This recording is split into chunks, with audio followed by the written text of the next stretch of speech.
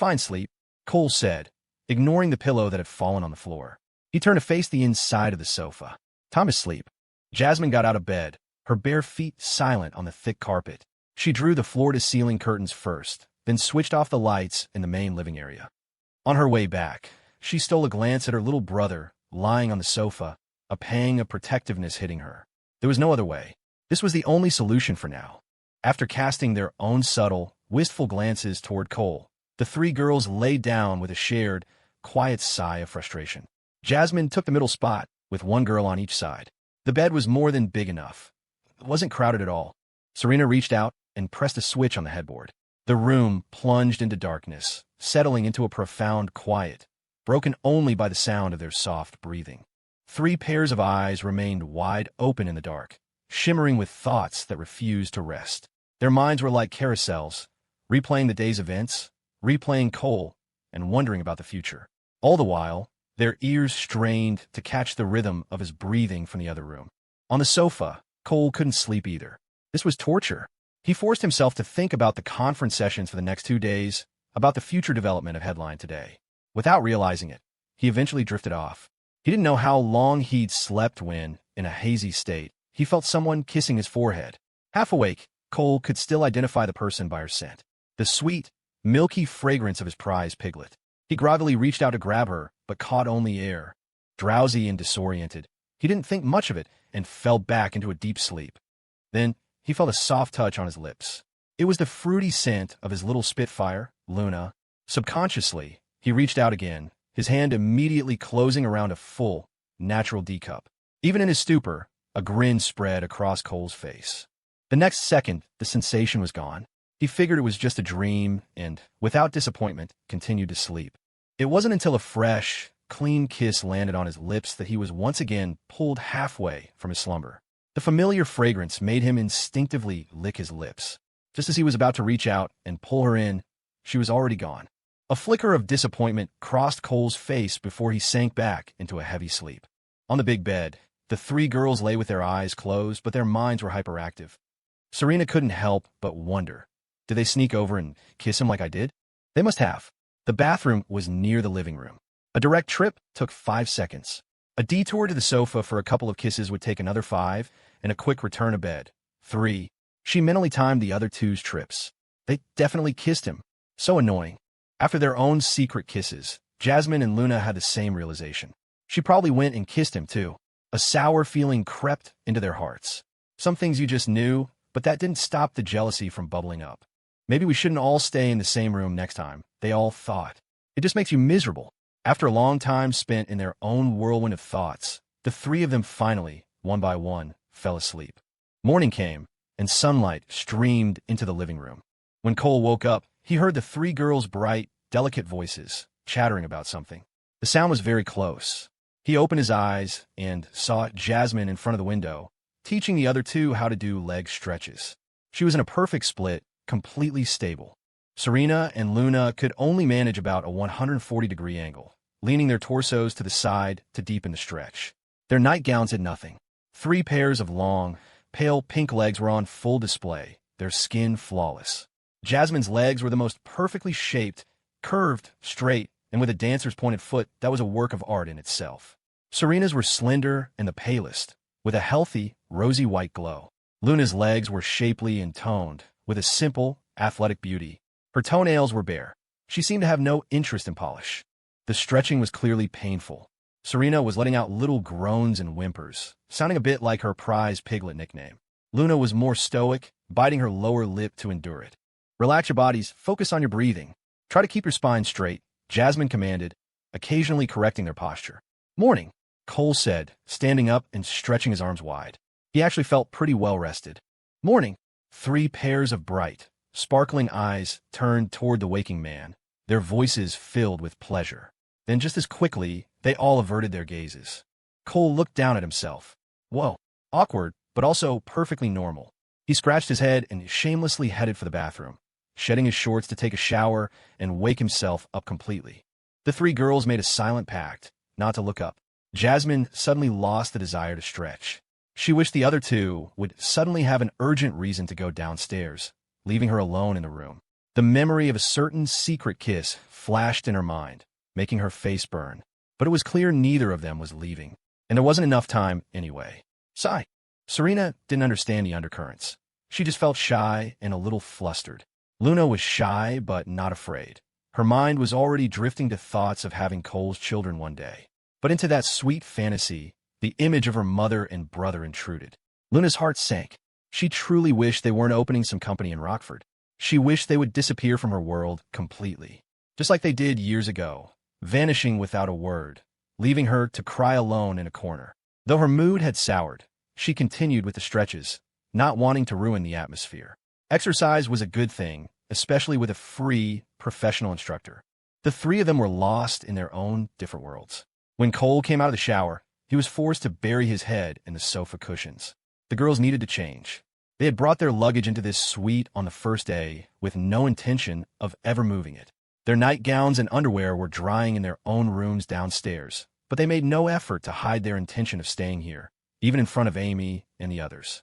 The four of them left the room, planning to get breakfast on the third floor. As they passed the room next door, 3008, they saw a woman sitting by the door.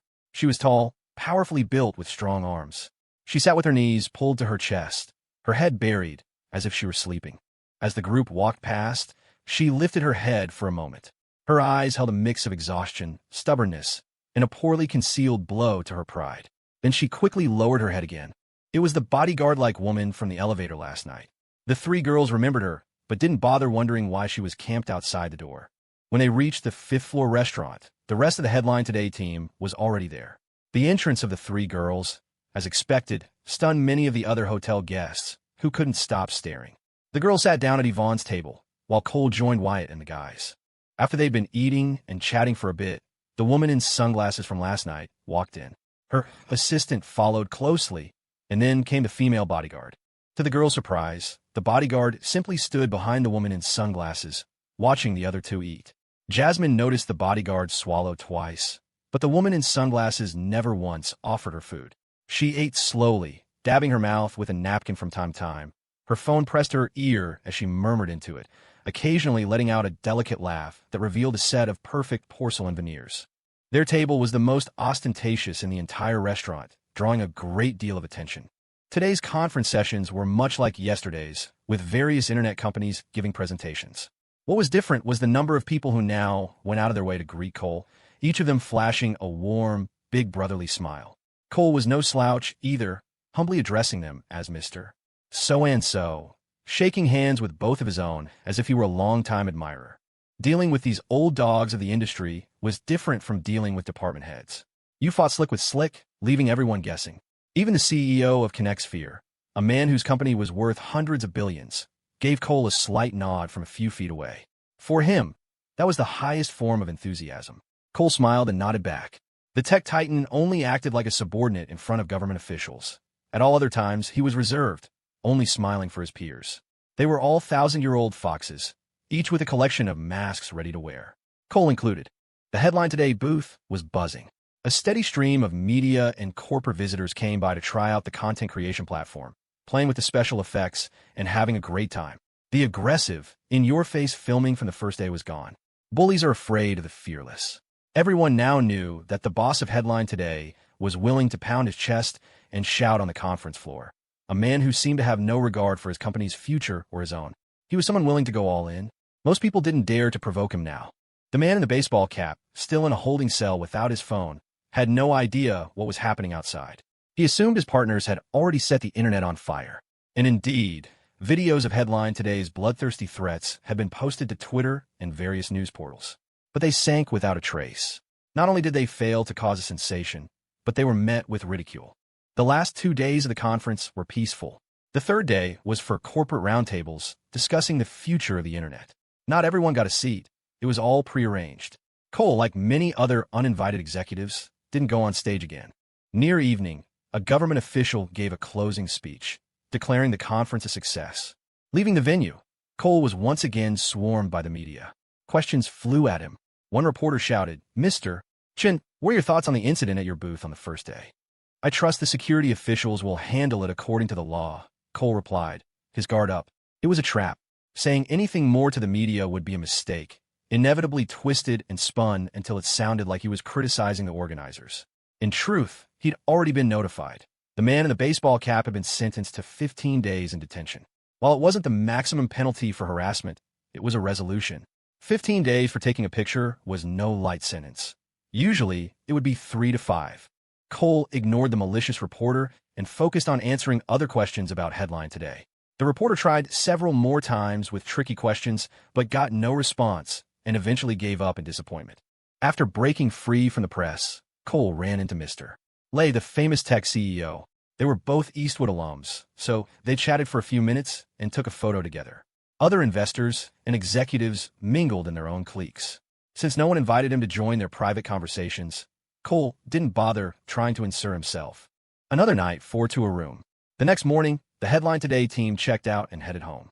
As he walked out of the hotel, Cole spotted the female bodyguard sitting alone on the edge of a planter. Her face was haggard, filled with anxiety and confusion. The three girls looked over, their eyes tinged with pity. They had no idea what her situation was, but since Cole didn't say anything, they knew not to meddle.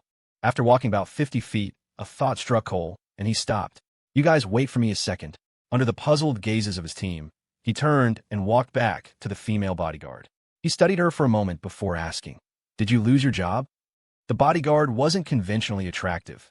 The muscles in her face were hard and angular. Her hair was cut short, ear length, and looked like it hadn't been washed in days. She looked up at Cole, her gaze turbulent, her emotions clearly in turmoil. She seemed reluctant to answer and lowered her head again. "I'll ask you one last time. Did you lose your job? If you don't want to answer, I'm leaving." There was no sympathy in Cole's eyes, only pure inquiry. Perhaps it was his serious tone, but the woman looked up again. Her lips moved a few times before she answered in a hoarse voice, "Yes." "Military service or family training?" Cole asked.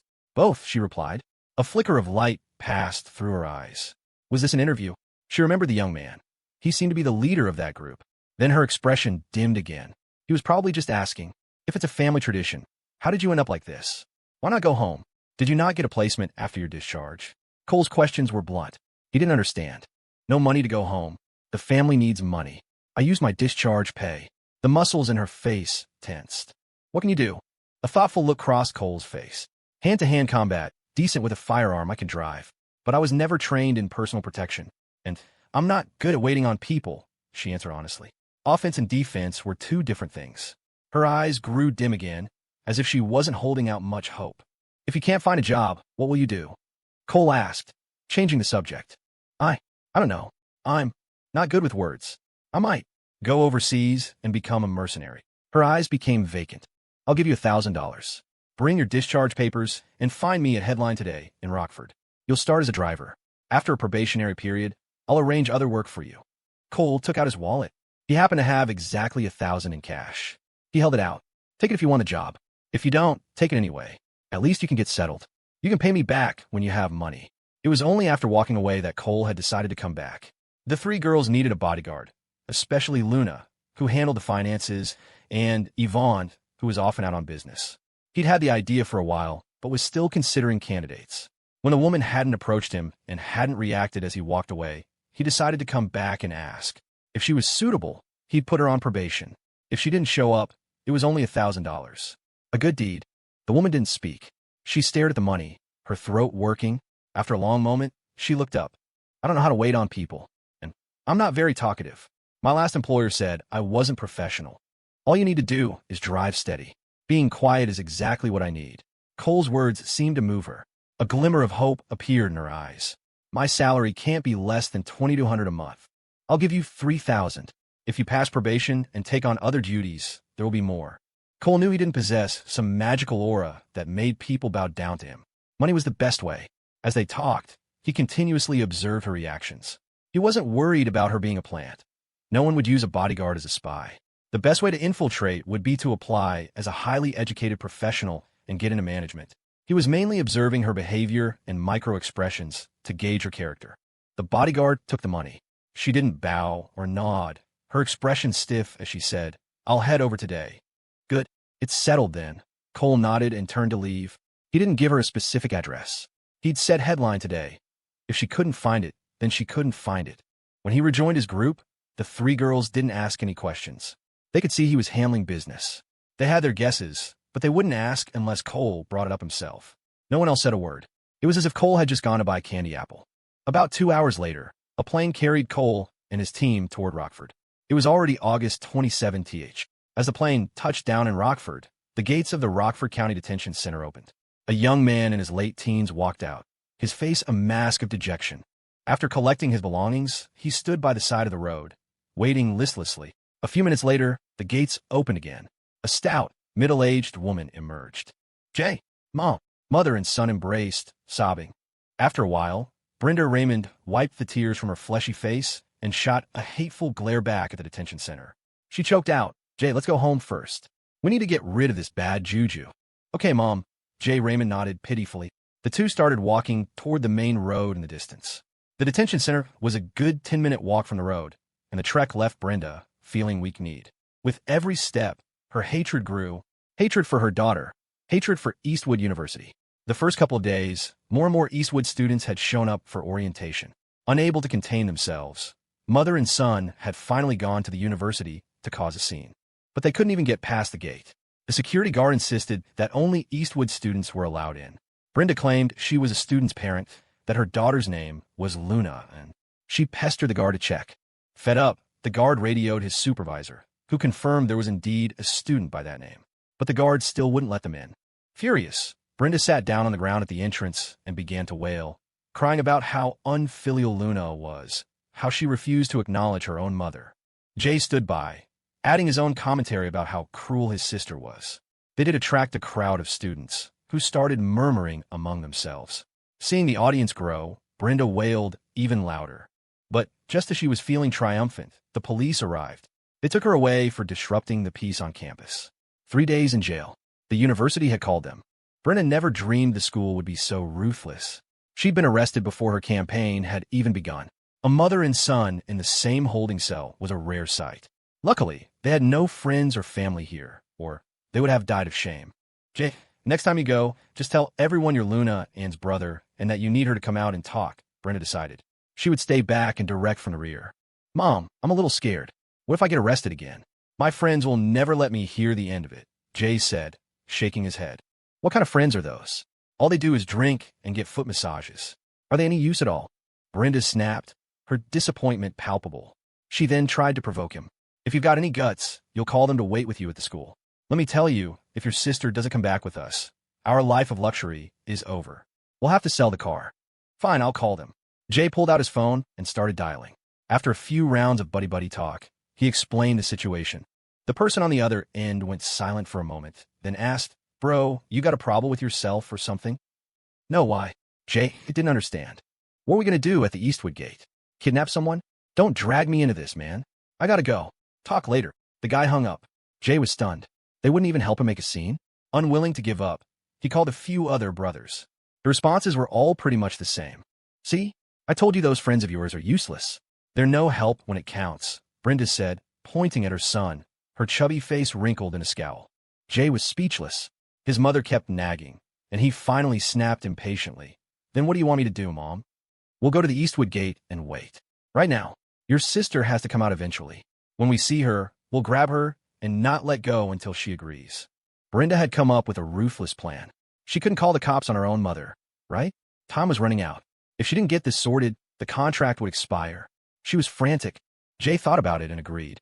His sister had to leave campus at some point. It was high noon, and Rockford felt like a giant steamer. Cole found his Audi in the airport's underground parking lot. With the 3 girls and Phoebe in the car, he left the airport. The others took taxis home. Cole drove them all back to the Golden Bay residences. The university hadn't started yet, so Phoebe would stay for a few days, and Serena would keep her company. It was a good chance for them to hang out. 2 bedrooms were enough for them. The third was empty and would need cleaning, which was a hassle. Cole stocked the fridge with food and ice cream, and, ignoring the pleading looks from the 3 girls, headed back to the Headline Today office at the gallery. 3 women were a handful, and now there was a 4th. This was no place for him to linger, no matter how much he wanted to compose a poem with Jasmine. He had to resist. When the Headline Today employees saw their boss, they all stood up and cheered, giving him a huge show of respect. Their company had shared a stage with so many internet giants. What an honor. Not to mention their boss's roar on stage. It had echoed across the nation. They felt proud telling their friends and family about it. Even Lynn Fan was clapping, her gaze no longer filled with the disdain it once held. Cole dealt with the work that had piled up over the past few days, finally finishing around 5 in the afternoon. He was just about to head back to Eastwood for a good night's sleep. He hadn't slept well last night, tormented by 3 pairs of long, pale legs swinging in his mind, when the junior who worked the front desk, who hadn't gone home yet, knocked on his door. "Mr. Chun, there's a woman here to see you. She said you were expecting her. She looks kind of tough." "Okay, let her in." Cole guessed it was the bodyguard. He was surprised she had arrived the same day. The person who walked in was indeed the female bodyguard. Her face was covered in sweat, but she looked a little better than before. "Please sit." Cole gestured to the sofa against the wall. After sitting, the woman took 2 small red booklets from her backpack and placed them on the coffee table. "These are my discharge papers and my certificate for National Outstanding Special Forces Instructor of 2009. "Oh." Cole was genuinely surprised. The second one was highly impressive. He quickly walked around his desk and sat at the coffee table. He picked up the discharge papers first. "Certificate of Discharge from Active Duty, Non-Commissioned Officer. Comrade Sasha, enlisted in 2000, promoted to Master Sergeant in 2010. Now discharged from active duty, voluntary employment." Cole nodded. He didn't doubt the authenticity of the documents, but he was surprised by the rank of Master Sergeant. The 2010 date meant she was discharged then, not that she had only been promoted that year. But she hadn't chosen a career transition program. She'd taken the severance pay, which meant she was in urgent need of money. Perhaps it was due to her personality. Not all senior NCOs were successful in transitioning to civilian careers. Cole glanced at the outstanding instructor certificate. This was a real talent. A bodyguard was a waste. She could be a core member of a security department. He'd observe her for a while. "I'll give you a salary of $4,000 a month. You'll be under the administration department. During your probation, you'll be responsible for driving, chauffeuring a few of the female directors for business, or driving them back to the university." "Understood." Sasha paused for a fraction of a second, but her reply was firm. She hadn't expected another raise. When she was a bodyguard for that pop singer who got famous on some show, she only made $2,000 a month. "Give me your bank account number. I'll have finance transfer you some money for living expenses so you can rent a place." Cole put down the certificates and spoke seriously. "Can I not rent? I saw you have a restroom here. Is it okay if I sleep at the office at night? I can also act as a security guard," Sasha said without a hint of embarrassment, her face impassive. "Rent a place. The company will reimburse you." Cole waved his hand generously, then added, "But no luxury suites, okay?" That last joke actually made Sasha relax a bit. She didn't hesitate, immediately giving him her account number. She really had no money. Coming here was her only hope. Otherwise, her only option was to go overseas to find a higher-paying and likely more deadly line of work. Luna, his finance lady, didn't reply to his message. She was probably busy making dinner. Cole opened a drawer, took out $3,000 in cash, and placed it on the coffee table. He always kept $5,000 in there for personal use. Company expenses had to go through the books. Even the boss had to keep his personal and business finances separate and clear. He'd still have to get reimbursed for this from Luna. Take tomorrow to find a place to rent and get settled. You can officially start the day after. "I can start tomorrow," Sasha said briskly, pocketing the money. "Whatever works for you." After she left, Cole announced the new hire in the management group chat. The administration department would handle her onboarding tomorrow. A moment later, a message came from his darling finance chief. She'd go to the bank and get him cash tomorrow. So thoughtful. On his way back to Eastwood, his route took him past the university's main gate. A mother and son standing by the entrance caught his attention. They were approaching every student who walked by, saying something to them. Cole pulled over, lowered his window a crack, and listened. What he heard made him fall silent. He knew Luna's past all too well. She had poured out her entire story during the nights they'd spent holding each other. What was his little Spitfire supposed to do, saddled with a mother like that? Cole had seen it before, back in middle school, in his own neighborhood at the millworks. A couple was about to get married when the old auntie, the girl's mother, pulled a vicious move, demanding a bride price of 200,000 RMB. In the mid-2000s, 200 grand was an astronomical sum. Of course, the engagement fell apart. The girl was devastated. But the old auntie was a master manipulator, gaslighting her own daughter. "He doesn't really love you," she'd said. "If he did, he'd find a way, even if he didn't have the money. Even if he failed, he'd at least show he was trying. But he ran away immediately. That proves he doesn't love you." Back and forth it went, until the rift between the girl and her fiancé grew too wide to bridge, and their relationship withered away. Not long after, the girl was married off to an old man who owned a car repair shop in Rockford. On the wedding day, the old Annie was all smiles, joyfully pushing her daughter into the car. Just 2 years later, the year Cole got into the top high school, he heard the girl had drunk poison. He and Jasmine used to play with her when they were kids. He'd seen plenty of similar stories on TikTok in his past life. There were all sorts of monstrous parents out there. It was all because they saw the value in their little girl. What other reason could there be?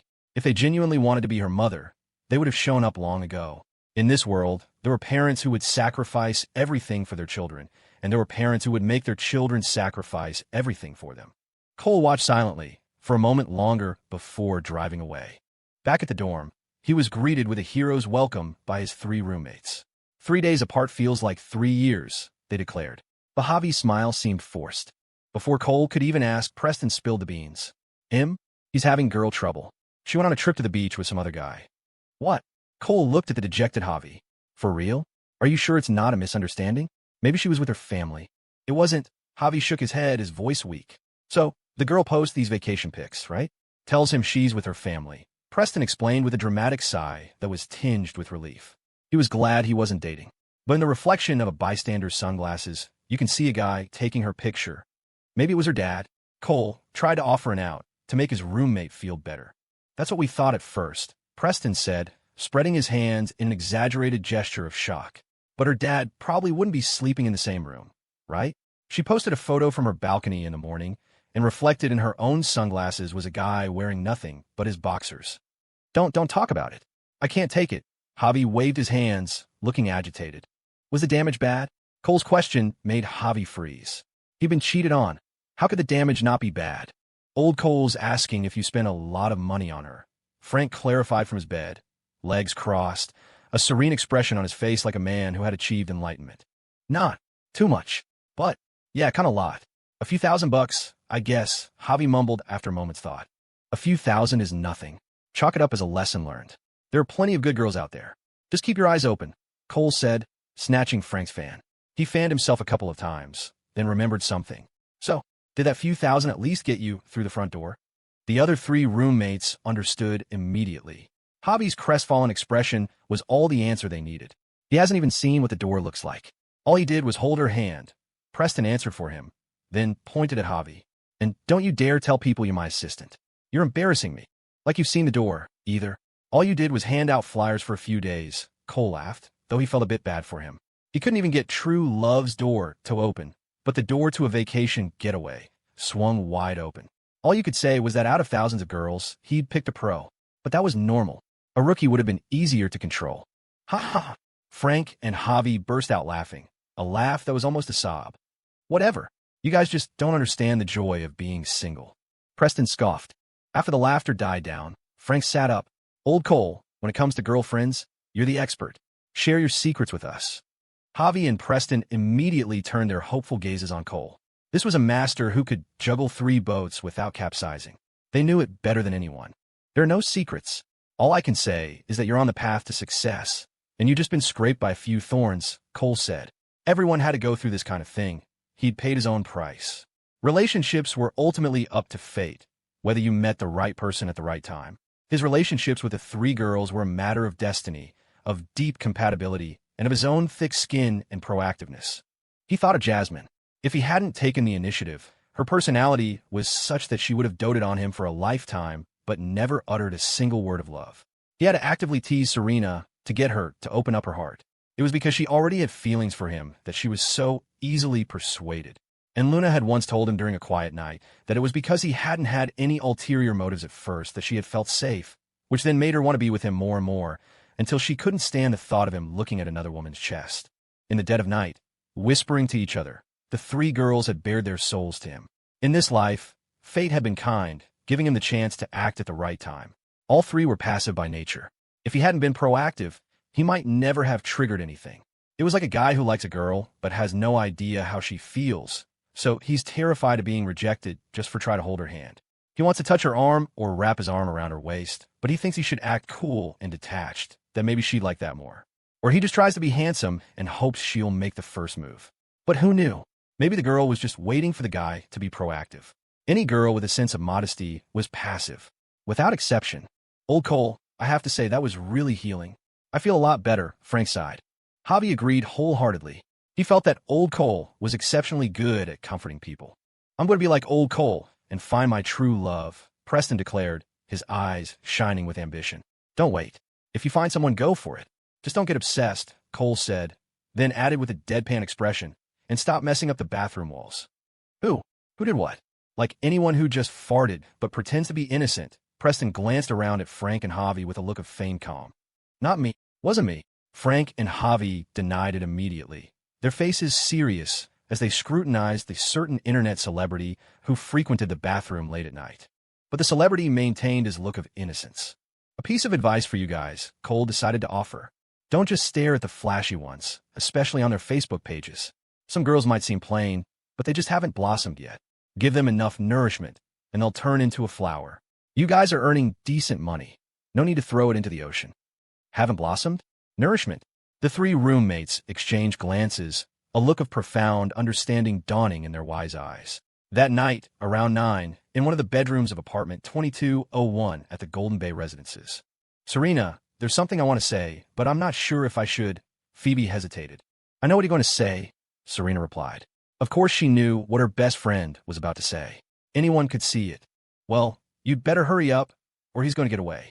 Phoebe was deeply worried for her good friend and classmate. He won't run away. He has to be responsible for me for the rest of his life, Serena said, her eyelashes fluttering. Cole wouldn't run. He had promised. It's just, sigh. I don't even know what your situation is right now. By the way, have you two done it yet? Phoebe's eyes gleamed with curiosity. No, but we've slept in the same bed, Serena admitted, her face flushing at the thought of those intimate nights. She didn't hide anything from Phoebe. You haven't? Cole can control himself. Phoebe's mouth dropped open in disbelief. He's very respectful of me. And I still have things on my mind. Serena didn't say what those things were. But Phoebe understood immediately. She wasn't optimistic about the situation. It was just too difficult. Her friend could never ruthlessly abandon her family. It wasn't in her nature. To lighten the mood, Phoebe leaned in conspiratorially. So, has he touched you? Serena's voice was tiny, her face growing redder. What? He's touched you. Has he eaten you? Stop it. Oh my God. So you're saying you've done everything except that. I'm not talking about it. Then you have to fight for it. Those other two next door. Sigh. You know, don't you? Know what? Serena's eyes were filled with turmoil, and she instinctively buried half her face in her pillow. Phoebe leaned closer, whispering, the way they look at him. And let me tell you, it's not just those two. There are at least two others. The way they look at your Cole, it's like they want to eat him alive. Sigh. But I guess it's normal. What woman wouldn't want him? Do you want him to? Serena asked suddenly. Me? Hey, what does that have to do with me? Even if I wanted him, he wouldn't be interested, Phoebe said, flustered before giving up and throwing her hands in the air. That's not true, Serena denied. Some things were best kept in her heart, not shared with others, not even a best friend. A best friend would one day have her own confidant, and there was no guarantee secrets wouldn't be revealed. If they ever broke up and became enemies, these private details could become weapons. Speculation and accusation were two vastly different things. Don't worry, I won't say a word. I won't even tell my future husband. I'm counting on you two to take care of me in my old age, Phoebe said, instantly guessing her friend's thoughts. But she was secretly shocked. Her friend was already completely his. She couldn't quite understand it, but after a moment's thought, maybe she could. Cole was becoming an incredibly powerful man, and the key was he was young. Could one woman hold him down? Anyone who said yes was a liar. Who knew how many women would flock to him in the future? Her friend alone would never be able to handle it. At a certain level, it was no longer a matter that marital bliss could solve. A 20-something Cole was a golden ticket. Countless honey traps would be thrown his way. So much money, so handsome, so young. Just getting a piece of him could bring endless benefits. And if you succeeded in taking the top spot, any woman who wasn't a fool, who had any assets of her own, would want to give it a shot. Phoebe had never witnessed it, but she could imagine it from a woman's perspective. In their small hometown of Linden Creek, even a man with a modest income had women lining up to meet him. Cole was in a different league entirely. Phoebe, if he wasn't here, I feel like I would die, Serena said, indirectly answering her friend's unspoken questions. Understand. No matter what, I support you.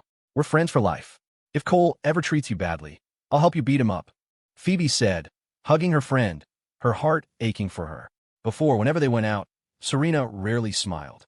She was like a nun. It was only after starting college that Phoebe learned about depression. Her friend was a classic case. Her current state was the first time she had ever seemed like a vibrant 19-year-old girl. Thank you, Phoebe, Serena smiled, relieved. Meanwhile, in the state capital, at the Chun family residence. Dad, there might be someone else behind that cold Chun. Otherwise, the internet conference wouldn't have changed its schedule for him. Spencer Chun told his father what he knew. Maybe, Serena's uncle, Harrison Chun, replied noncommittally. It looks like Serena is determined to be with him, Spencer said, glancing at his silent father. It still depends on what your aunt thinks. If she disagrees, then it's a no. If she agrees, then it's a yes. We'll always stand with your aunt, Harrison said gravely. True. Spencer said no more. He understood his father's meaning. It was his aunt's place to handle this matter. If his cousin rose through the ranks, it would benefit the family. Whether she climbed on her own or married someone who did, it would strengthen the next generation's position. If his aunt herself agreed, then the family had nothing to say. But given his aunt's attitude, she probably wouldn't. Linden Creek, the district apartments. Go to sleep. What are you still thinking about? David Shun glanced at his wife, who was leaning against the headboard. What else could I be thinking about? I'm frustrated, Helen Shun said irritably. She suddenly turned to face her husband, slapping her thigh. You think they can just stop at propriety? Is that even possible? I regret listening to my brother. David sighed internally. Here we go again. He chose his words carefully. Helen, actually, that Cole kid is pretty decent. Decent? Decent how? I say he's not. So he's not. Helen, who was usually calm, was now furious, glaring at her husband. Serena is still young. She doesn't understand. She doesn't know how big the gap between them is. A net worth of several million isn't small, David said softly. He read the papers and watched the news every day. Of course, he'd been following the internet conference. Honestly, the kid's performance had exceeded his expectations. To accumulate so much wealth in such a short time made him one of the best of his generation. And to run wild at the conference, that took guts. It was clear someone was backing him. From a political perspective, it was likely a deliberate move to push a newcomer forward, to shake up the old guard. He hadn't told his wife immediately. It probably would have been useless. But now that his wife mentioned the gap, he felt a prick of defensiveness and the words slipped out. Several million? Where did he get several million? Helen was taken aback. He earned it, of course. You think someone just gave it to him? David said, exasperated. His wife had been so angry lately, she wasn't even paying attention to current events. It wasn't that she cared about the money. The problem was that no amount of money mattered to her. All she could see was a political career for their daughter. Earned it. Helen's expression was skeptical. How big is his company that he could earn millions? It's more than that. He was invited to the internet conference a few days ago. Serena went with him. There were even shots of her on the news, David explained. Helen's expression shifted from disbelief to suspicion, and finally to silence. He couldn't have faked that. Helen, honestly, that kid comes from a normal background. To achieve so much at such a young age, who can compare? He doesn't have any family backing, David said, his voice full of emotion. A kid like that was one of a kind. Maybe he couldn't compare to the heirs of multi-billion-dollar dynasties who had a deeper foundation. But a first-generation success was purer, with far less baggage. If he really did become his son-in-law, it would be a great thing. What you're saying is true, and it makes sense, Helen said after a long silence. But these are two different things. Serena has a boundless future. Climbing the ladder of power is something money can't buy. Business is ultimately a step down. He'll drag her down. One misstep in the future, and he could ruin her. David's expression darkened, the needle pricking him again. He thought about how he had doted on his wife his whole life, never neglecting her in the slightest. He turned his back to her and said heavily, You think I've held you back, don't you? Is that why you're pinning all your hopes on Serena? I didn't say that. Don't be so sensitive, Helen replied casually, not yet realizing the shift in her husband's mood. The room fell quiet. David didn't say another word.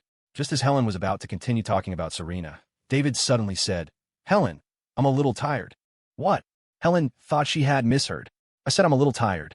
Endless meetings, endless worries, endless fights, David said softly, his eyes closed. How can you think like that? You still have so much room to advance. Don't lose your fighting spirit, Helen said, still not catching his meaning. Her mind fixated on room to advance. Helen, our daughter is like me. Neither of us has any great ambition. We just want you to be happy. David's voice seemed to tremble slightly. What are you talking about? Just want to be happy. You make it sound like it's all for me. Isn't what I do for you both. Helen was immediately displeased, her voice rising. Helen, I'm tired. Let's sleep, David repeated, his back still to her. No matter what his wife said after that, he remained silent. After talking to herself for a while, Helen realized her husband wasn't responding. She tapped him. Are you listening? Say something. Asleep? David. Helen leaned over and shook her husband, but got no response. She was silent for a few seconds, a sudden panic rising in her chest. It was the first time in her life she had ever seen him like this. Panicked, she quickly snuggled up against him. But her husband seemed to be sound asleep, and for the first time, he didn't turn over to hold her. David. The next morning, when Cole arrived at Headline today, Jasmine was already at the reception desk, personally handling Sasha was onboarding. Sasha started to stand up, but Cole quickly gestured for her to stay seated. No, just your work. Don't mind me. We don't do that stuff here. He walked a few steps, then turned back. When you're not busy, just sit wherever. If you're in the car, remember to turn on the AC. Considering Sasha's stoic personality, he worried she might just stand rigidly at the company entrance, or wait downstairs, or boil in a car without the air conditioning on. Okay, got it, Sasha nodded seriously. As Cole walked toward his office, he saw Serena and Phoebe at a workstation in the legal department. Cole, Serena called out in a bright, cheerful voice, craning her neck. Her eyes, curved like crescent moons, were full of sugar. Phoebe waved a greeting. You guys must be tired too. Why didn't you sleep in? Cole smiled, walking over and lowering his voice. Looking at Serena's rosy lips, he felt an impulse to kiss her. He was feeling more fired up than a firecracker these past few days. We're well rested. I brought Phoebe here to hang out. As if reading his mind, Serena's face blushed. She saw the predatory look in his eyes. It was all too familiar. It was the same look he always had right before they kissed. All right. I'll find a chance to satisfy you in the office later. Their eyes met, and in an instant, a wealth of information was exchanged. Phoebe looked from one to the other, speechless, making goo-goo eyes in public. Not cool, guys. She suddenly felt a pang of envy for their relationship. From the end of their senior year until now, the two had never fought, never given each other the cold shoulder. They were like fish and water. But it was hard to tell who was the fish and who was the water. Cole chatted with them for a few minutes. If it weren't for the copyright team being present, he would have stolen a few kisses, even in front of Phoebe. Passing by the finance department, he saw his little Luna hard at work. Morning, Lou. Morning, everyone. Cole greeted with a smile. Morning, Mr. Chun, Brianna, Felicity, and two recently hired juniors from the finance department, both recent graduates, all greeted him back. Morning. Luna's beautiful, expressive eyes were soft as water. She silently mouthed the word brother. With other employees around, she was too shy to say it out loud. That was reserved for private moments. Cole's internal fire burned even hotter. He wanted to give her a suggestive wink, but couldn't find the opportunity. Luna's gaze had already returned to her computer screen. Sigh. Cole entered his office with a feeling of deep longing. He had wanted to talk to her about seeing her mother and brother at the campus gate. Yes, that was it. About 15 or 20 minutes later, there was a knock. Jasmine walked in holding a folder and a cup of coffee. She gently closed the door behind her. I'll have someone buy you some good tea later. Drinking too much coffee is bad for your heart. Okay, have Sasha go buy it, Cole said, his eyes on the back-end data. The organizational charts for Headline Today and Melon Video are done. Take a look when you have a minute, Jasmine said, placing the folder on his desk. Cole reached for it, his eyes naturally drifting to Jasmine. And once they did, he couldn't look away. There were too many people around when she'd first come in, so he hadn't dared to look too closely. She was wearing a sleeveless, cropped chartreuse top with a light blue, cinched waistskirt. Her slender feet were in a pair of flat, pointed-toe beige boat shoes. It was a stylish look with a hint of sexiness. Sis, come over here and look at this with me, Cole said, his mind getting a little fuzzy, a strange light in his eyes. No way. You can look at it yourself. Jasmine shot him a playful glare. No one knew her little brother better than she did. The bastard was up to no good. Look what you're thinking. Am I that kind of person? Cole said, lying shamelessly. He put on a dignified expression.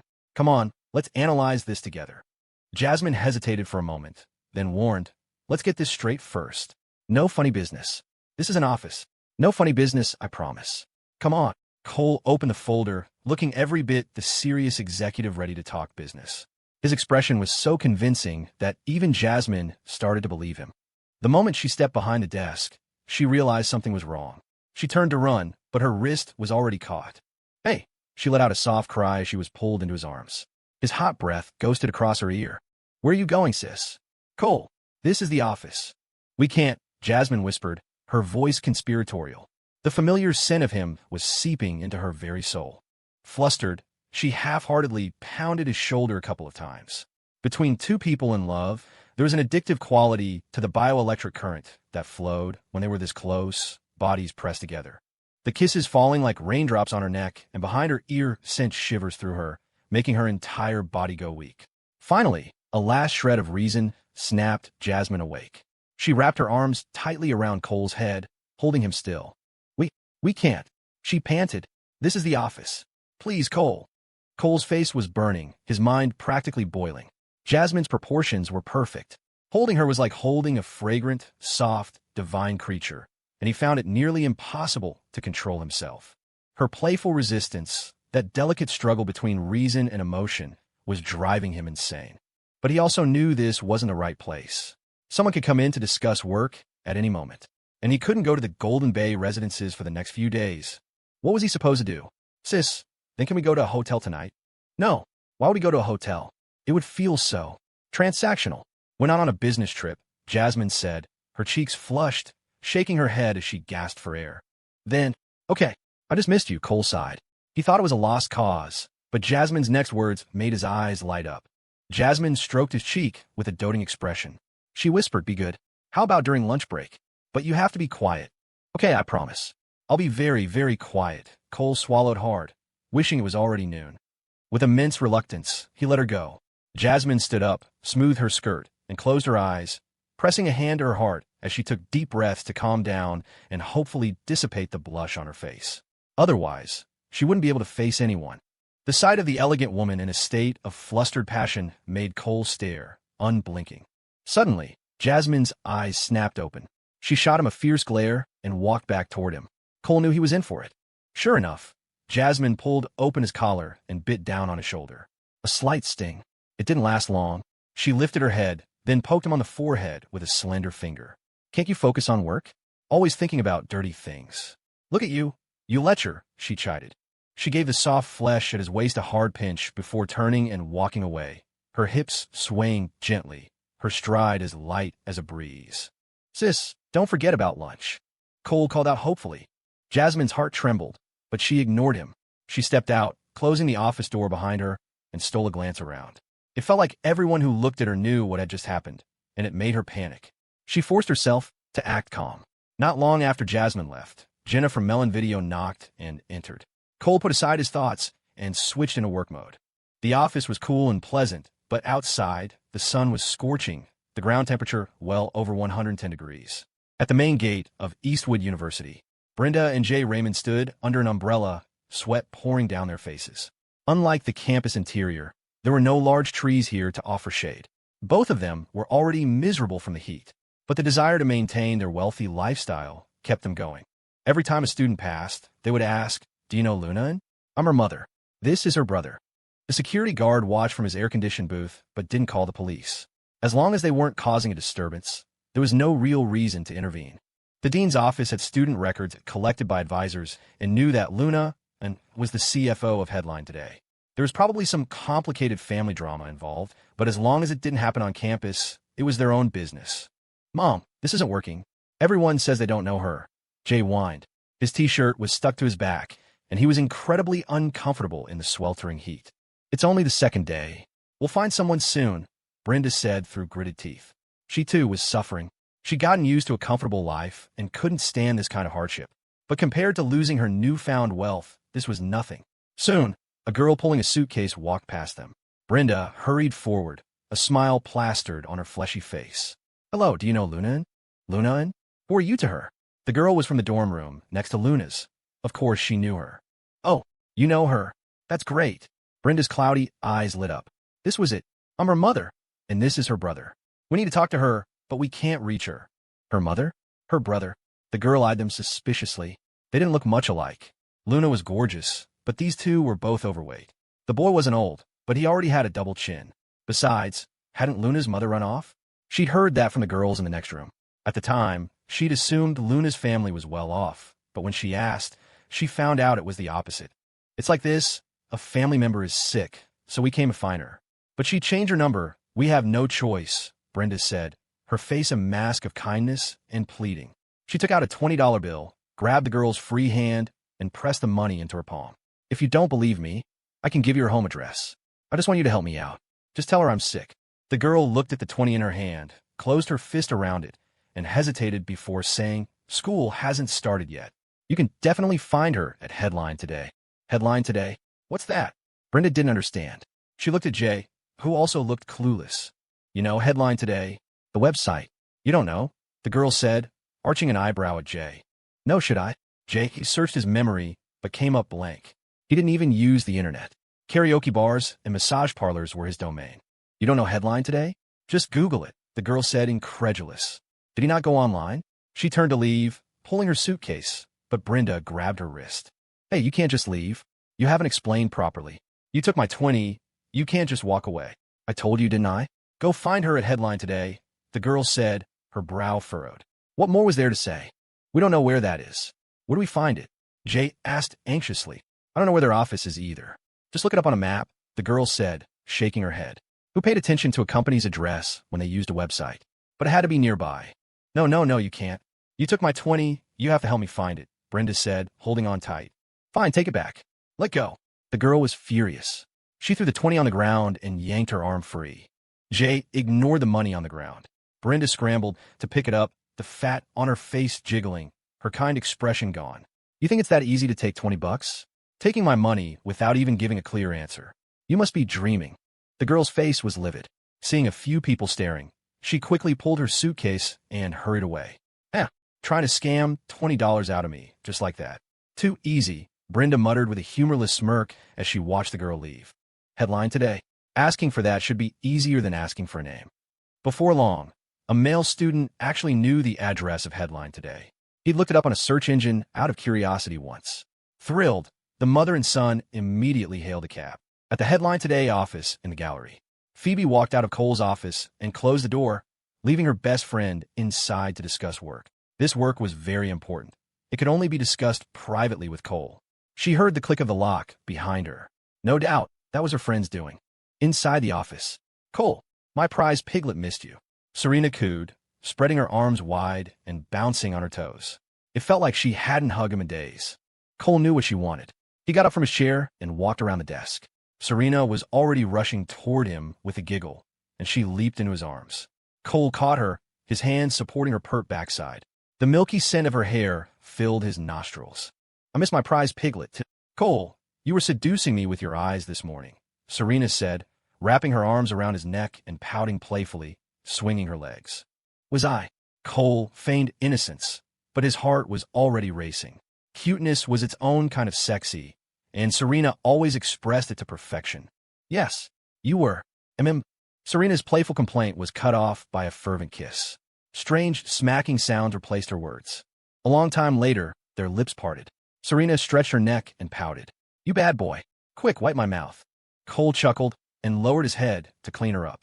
Only then did Serena jump down, satisfied.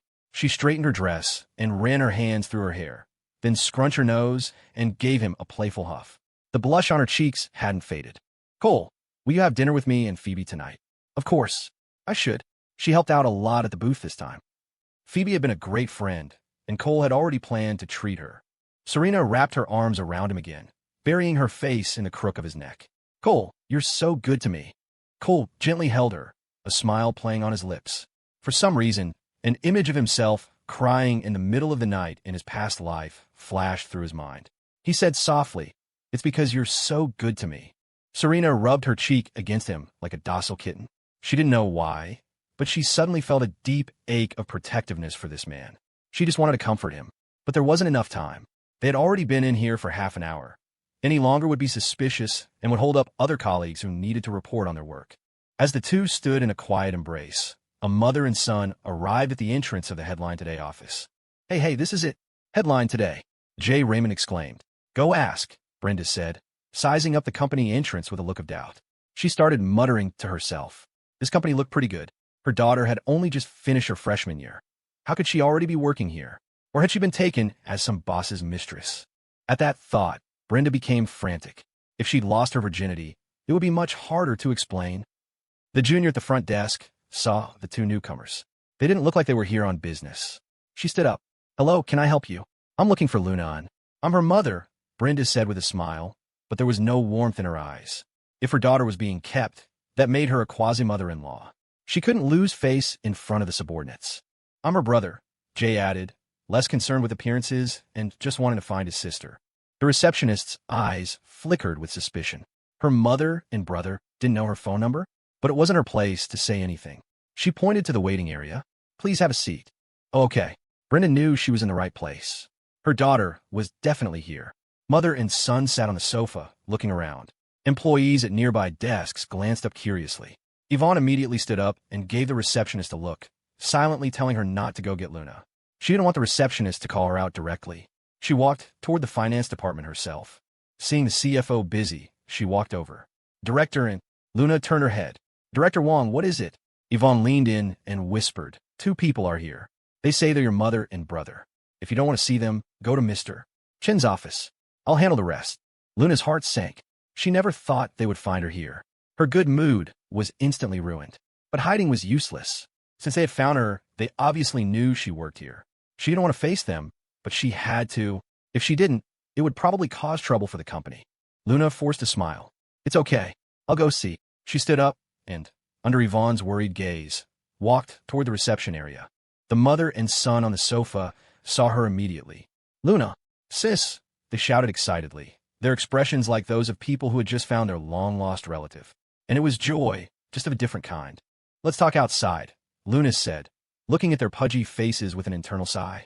Her mother used to be quite attractive. In just 10 years, she had become this. Her brother used to be skinny. Now he was round-headed and fat, his chin almost gone. We'll talk right here. Brenda wasn't budging. The more people, the better. Acting like she owned the place, she pointed to the chair next to her. Sit. We'll talk sitting down. I'd rather not. Let's go outside so we don't disturb their work, Luna said, shaking her head, a hint of irritation in her eyes. She was highly sensitive to emotions and could immediately tell from her mother's attitude that she was planning to make a scene. She glanced around. Some of the new employees were watching. When they saw her look their way, they lowered their heads. I said, we're not going outside. I just need to talk to you about something. I'll leave when I'm done. Brenda's face hardened, and she waved her pale, fleshy hand. I'm your mother. You can't be so heartless as to not even let me sit down, can you? At those words, Luna's eyes flickered. She was trying to back her into a corner. If it were anyone else, she would have exploded in anger. But this woman was, after all, her mother. She suppressed her rage and sat down on the single armchair nearby, smoothing her skirt. Her face was expressionless. Fine. What is it? Luna, seeing you doing so well now, Mom can finally rest easy, Brenda said, looking her daughter's dress up and down with a gratified, benevolent smile. Anyone who didn't know better would have thought she was a genuinely happy and loving mother. If you can rest easy, then you should go back home. You don't know anyone here, Luna interjected. Jay was already getting impatient. Sis, we're here to take you back home. That's not necessary. Luna's expression grew darker. I have nothing to do with you anymore. You should just live your own lives. Brenda's smile froze, but she forced herself to sound gentle again. Luna, Mom just wants to make it up to you. Come back with me and see. Our family has a company now. We have money. It's all yours. Jay didn't like the sound of that and coughed lightly. Of course, it's Jay's too. It belongs to both of you. You can live a good life without even having to work. Everything Mom does is to make it up to you. Brenda quickly corrected herself, adding her son to the equation. Luna lowered her eyes, trying to calm her heart. She said evenly, skip all that. Just tell me directly. What do you want? Tell me, and if it's not out of line, we can discuss it. Mother and son exchanged a look. Jay coughed and said, Sis, we just want you to come home and acknowledge us as family, so the company knows you're co-owner. Stop. Luna held up a hand, tried her best to hold back her anger. Don't talk about that. I don't need it. If you don't get to the point, I'm going back to work. I'm very busy. She didn't even have time to go into the office and feed Cole. How could she have time for this nonsense? What company? What money? That was their business. It had nothing to do with her. Mother and son exchanged another flickering glance. Brenda spoke. Luna, you're 19 this year. You'll be 20 next year. Back home, girls your age already have 2 kids. The employees in the office were all quiet, speaking only in whispers if at all. The silence made Brenda's voice unervingly clear. Hearing this, Luna's face fell, but she waited for her to finish. Brenda stared at her daughter's face. According to the village customs, it's time for you to get married. Mom wants to introduce you to a good family. It won't take long. You go back, get to know him, then you can come back to school. It won't interfere. If you ask me, you don't even need to go to school anymore. The family I'm introducing you to is rich. You won't have to work. Stop talking. Luna snapped, her face turning pale. She had considered this possibility, but she'd held onto a final shred of hope in their family bond. She's my own mother. She wouldn't do that, would she? But now, Brenda's words shattered that last hope. She couldn't understand it. Why were other people's mothers so wonderful? Like Jasmine's mother, so gentle and magnanimous. Why was her own mother like this? Her heart clenched, and her spirit plunged into darkness. My life is none of your business, she said, her voice trembling as she clung to her last bit of self-control. And I don't need you to worry about it. If you had even a single shred of a mother's heart, you wouldn't have said those things. You should leave. Don't say anything else. Just let me live my life in peace. I'm about to lose control. But her words had no effect. The thought of failing to complete her mission made Brenda drop all pretense. She shot to her feet, her face contorted in a sneer, her voice shrill. How can you talk like that? I'm your mother. How is it none of my business? I went to all this trouble to find you, to arrange your life for you, and this is the attitude I get. Let me tell you, I'm your mother, and what I say goes. I carried you for 10 months to give birth to you, and this is how you treat me. Think you're all grown up now? Did college make you stupid? Have you no morals? No filial piety? As she ranted, the fat on Brenda's face trembled, her eyes blazing with the fury of someone looking at an enemy. She turned to the employees, raised a hand, and shrieked, "Everyone, come and see. Your employee, Luna, and refuses to acknowledge her own mother. She's trying to kick her own mother out. You tell me, what kind of justice is that? Oh, I can't live. I can't live anymore." She plopped back down, slapping her thighs and wailing loudly. Luna was shaking all over, rage boiling up inside her. Her memories of her mother were sparse. For 10 years, she had deliberately tried to forget that face. But she didn't remember her mother ever being like this. Was this really her mother? How could a person change so drastically in just 10 years? Her mother's face even seemed unfamiliar. If it weren't for Jay's familiar features, she would have thought they were strangers. "Sis, how can you talk to Mom like that? We came all this way for you. Is this how a daughter should act?" Jay stood up and shouted, his eyes darting around, hoping to attract more attention. If his sister didn't come back, their family would be in trouble. Crack! A crisp sound echoed through the office. Jay clutched his stinging face, staring in disbelief at his sister. The sister he remembered as gentle to the point of weakness was now looking at him with a chilling gaze, a fierceness he had never seen before. He was stunned. Sis, you hit me." Crack! Another slap, even harder this time. Jay's head snapped to the side, the other half of his face now red as well. "You say one more word to me, and I will beat you to death. Brother." Luna's eyes were dark pools of fury, and she spat the word brother through her teeth.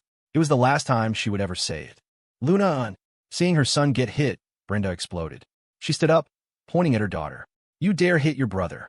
Come on, hit me, you unfilial girl." She lunged, clawing at Luna. She was truly desperate now. If she couldn't control Luna, her money was gone. But before her hand could land, a strong hand gripped her wrist. She struggled, but it was like being held in a vice. "Should I call the police? Direct her in?" Sasha had twisted Brenda's arm behind her back, making her yelp in pain. "She's hitting me. Everyone look, I'm calling the police." "Jay, call the police." "Go ahead and call. Direct her in. They're causing a disturbance and attempting to assault you." "That's at least 15 days in detention," Sasha said impassively. She had watched this whole drama unfold from the side and had a pretty good idea of the plot. It struck a deep chord. This mother was the polar opposite of her own late mother. Hearing the word detention, Jay's hand, holding his phone, froze. He didn't have a nerve. "Luna, go rest in my office. I'll handle this." Cole's voice came from the side. Luna looked over, and tears of grievance immediately welled up in her eyes. But she stubbornly shook her head. She had to resolve this herself.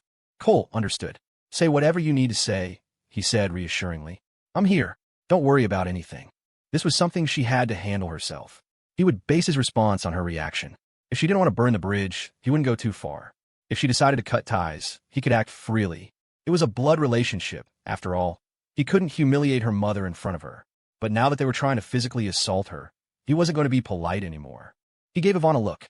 Yvonne flashed an okay sign. She'd been holding her phone up, recording for a while now. Cole had seen all sorts of crazy news in his past life. Of course, he was going to get first-hand evidence. Luna's lip quivered, but then she steeled herself. She looked at her mother and brother. I'm not afraid of what you say, and you have no right to say it, she said coldly. When I was 9, Dad had just died, and you took the compensation money and ran away with Jay. You left without a single word. For 10 years, I haven't seen you once, and now you suddenly show up and want to sell me off. Are you even fit to be a mother? By the last sentence, Luna's voice exploded. I have never seen anyone so shameless. Do you hear the words coming out of your mouth? Do you think I'm an idiot you can just manipulate? Do you have any idea what I've been through all these years? Do you believe I would rather take you down with me, and we all just die and be done with it? Endless hatred shot from Luna's eyes. She had never hated anyone like this before. Until today, she had just wanted to stay away. But the hypocritical words from this bloated woman had destroyed the last shred of family affection in her heart. Brenda's hand had been released. She didn't dare look at Sasha, but there was no guilt in her eyes. She seemed completely unmoved. She wasn't afraid either. She believed her daughter wouldn't dare to do such a thing. Jay, however, had lips that were trembling, his face a mask of conflict. Luna took a deep breath. You should leave. Otherwise, it'll be very troublesome for you when the police get here. Why should I be afraid of the police? It's the unfilial daughter threatening me. Call them. Brenda shrieked, her expression vicious, her features squeezed together in a grotesque mask. Get the hell out. Cole roared, stepping in front of Luna to shield her. Sasha, call the police. Someone is impersonating a family member to commit fraud. I'm not impersonating anyone. And who are you? This is a conversation between me and my daughter. It's none of your damn business. Brenda's eyes darted around, but she tried to sound tough. Then, as if a thought occurred to her, she sneered. So, you're the one keeping Luna? How much are you paying her? A few million. Crack. Cole backhanded her across her fleshy face. Brenda was stunned. You dare hit. Crack. Cole slapped her again. I'm going to report. Crack. This slap came from Sasha. I crack. Another slap from Sasha. She was taking responsibility for this. That last slap silenced Brenda. All the viciousness was knocked right out of her. Her eyes flickered with fear. Jay's finger trembled as he pointed at Cole, then at Sasha, but his gaze kept shifting away, not daring to meet their impassive stares. You're hitting people, he stammered, trying to sound tough. You dare to hit people. I'm calling the police. Cole raised his hand to strike again, and Jay yelped and ducked, shielding his head. Seeing what a coward he was, Cole couldn't be bothered to bend down. I have everything you did when you came in on video, he said coldly. Do you know what the penalty is for trespassing and causing a disturbance at a company? Up to 3 years in prison, Serena interjected from the side. At the mention of 3 years, Jay shuddered. If that happened, he'd spend the best 3 years of his life behind bars. Having already been detained for 3 days, he was already traumatized. Jasmine was now holding Luna, who had buried her head in her shoulder, which shook with sobs. Not only did you come to my company to harass and assault people, but you also slandered one of my top executives. What do you think this is, a public park? Cole's eyes flashed with a cold light. A man who had already been through his own dark transformation didn't have much kindness left to spare. If it weren't for Luna's feelings, he would have thrown them out long ago. Even in his past life, this would just be a messy dispute. He'd hand it over to the legal department or Mr. Zhao. In fact, he'd already called the police. Some things had to be handled by the book. You couldn't resort to dirty tricks. What century are you living in? Still trying to sell people off like property. Have you no shame? Child abandonment, failing to fulfill your parental duties for 10 years. And now you're not just emotionally blackmailing her. You're trying to physically kidnap her. If we hadn't stopped you, you would have gone through with it. Cole continued his verbal assault, seizing the moral high ground to prepare for his next move. Failing to fulfill parental duties for 10 years, abandoning your child. That falls under the crime of desertion. The sentence is up to 5 years in prison, Serena added, providing another timely legal jab. Cole gave her a mental thumbs up. He didn't know the specifics of desertion laws. He continued, let's count how many laws you've broken. Causing a disturbance, desertion, slander, attempted assault, attempted kidnapping. He was throwing everything at them, whether it stuck or not. The accusations terrified the mother and son, their faces turning pale.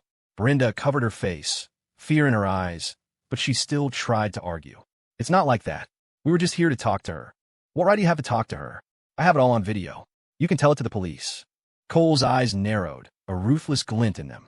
It's easy to deal with a king, but the minions are the real trouble. If you didn't crush people like this completely, they would just keep coming back to cause problems. They weren't like the Chun family. who had to operate within a certain framework, the very foundation of their power. Just like how he could publicly criticize the CEO of Connexphere, and the man would be angry, but he wouldn't send thugs to beat him up on the street. He couldn't just freeze his bank account for no reason. The more power the Chens had, the more they were constrained by it, unless Cole himself messed up legally. But these small-time pests would just keep causing trouble, and one slip-up could lead to a major crisis. "I'm done talking to you. Jay, let's go," Brenda said, trying to slip away. But Sasha grabbed her arm. "Where do you think you're going? The police have been called. Wait for them to arrive." Yeah, we're leaving," Jay nodded eagerly. He really didn't want to go back to the police station. "Come and go as you please? You think this is a public street?" Cole chuckled coldly. "Oh, I can't live. Hey, people across the hall, look over here. They're hitting people." Seeing she couldn't escape, Brenda started wailing again. She remembered there was another company across from them. "Stop yelling. There's only one company on this floor. The one across the hall is also mine." At Cole's calm words, Brenda choked as if a hand had clamped around her throat. She stared blankly for a few seconds, then dropped to her knees. "I'm begging you, can we just go? We'll never come back." Sasha held her up, not letting her kneel. If she did, she would regain some of the victim status. The employees who had been listening couldn't help but snicker, quickly suppressing their laughter. Luna, help me, talk to them. I was just here to talk to you. I didn't mean to force you." Brenda yelled to her daughter. "Sis, say something." Jay also looked at the still sobbing Luna. "Director Young, take Director into my office," Cole said to Jasmine, nodding toward his office. "Okay, don't worry," Jasmine said, leading Luna away. Luna looked back one last time, bitter and sorrowful tears streaming from the corners of her eyes. Cole gave her a reassuring look. Sis, Luna." Seeing Luna leave without looking back, the mother and son cried out in desperation. Brenda blurted out, "Luna, I'm your mother." "Now you remember you're her mother? Too late. You're not going anywhere. The police will be here any minute." As if on cue, the police arrived. Their response was lightning fast. Headline today was now a well-known company in Rockford, so of course they would come quickly. It was even an old acquaintance of Cole's, Officer Miller, who had handled the incident at the tea shop. He had recently been promoted to acting chief of this precinct.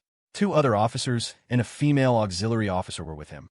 They had probably been told a mother and son were involved and assigned a female officer accordingly. Sasha had released her grip the moment they arrived. Cole remembered Officer Miller and glanced at his insignia. "Hello, Chief Miller. I'm the one who called." "Oh, the police are here.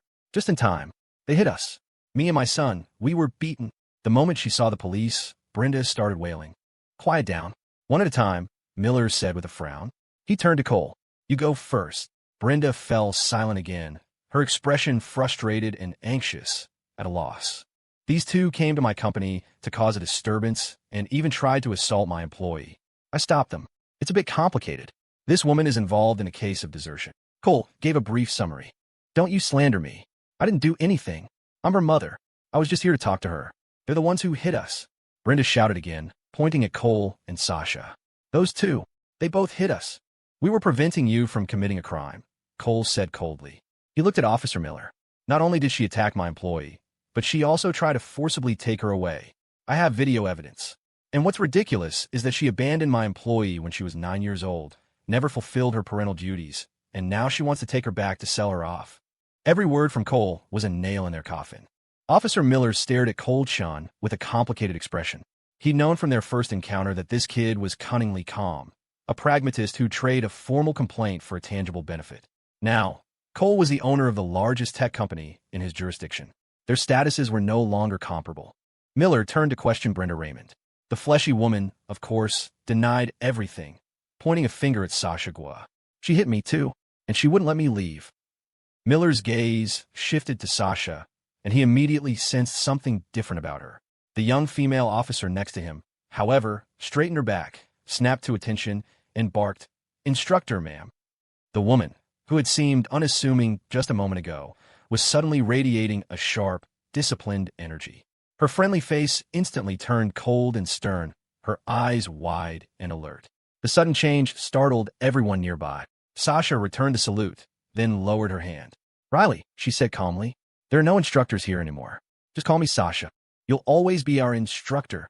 Officer Riley repeated, her voice crisp and deliberate, before finally lowering her hand, a flicker of emotion hidden in her eyes.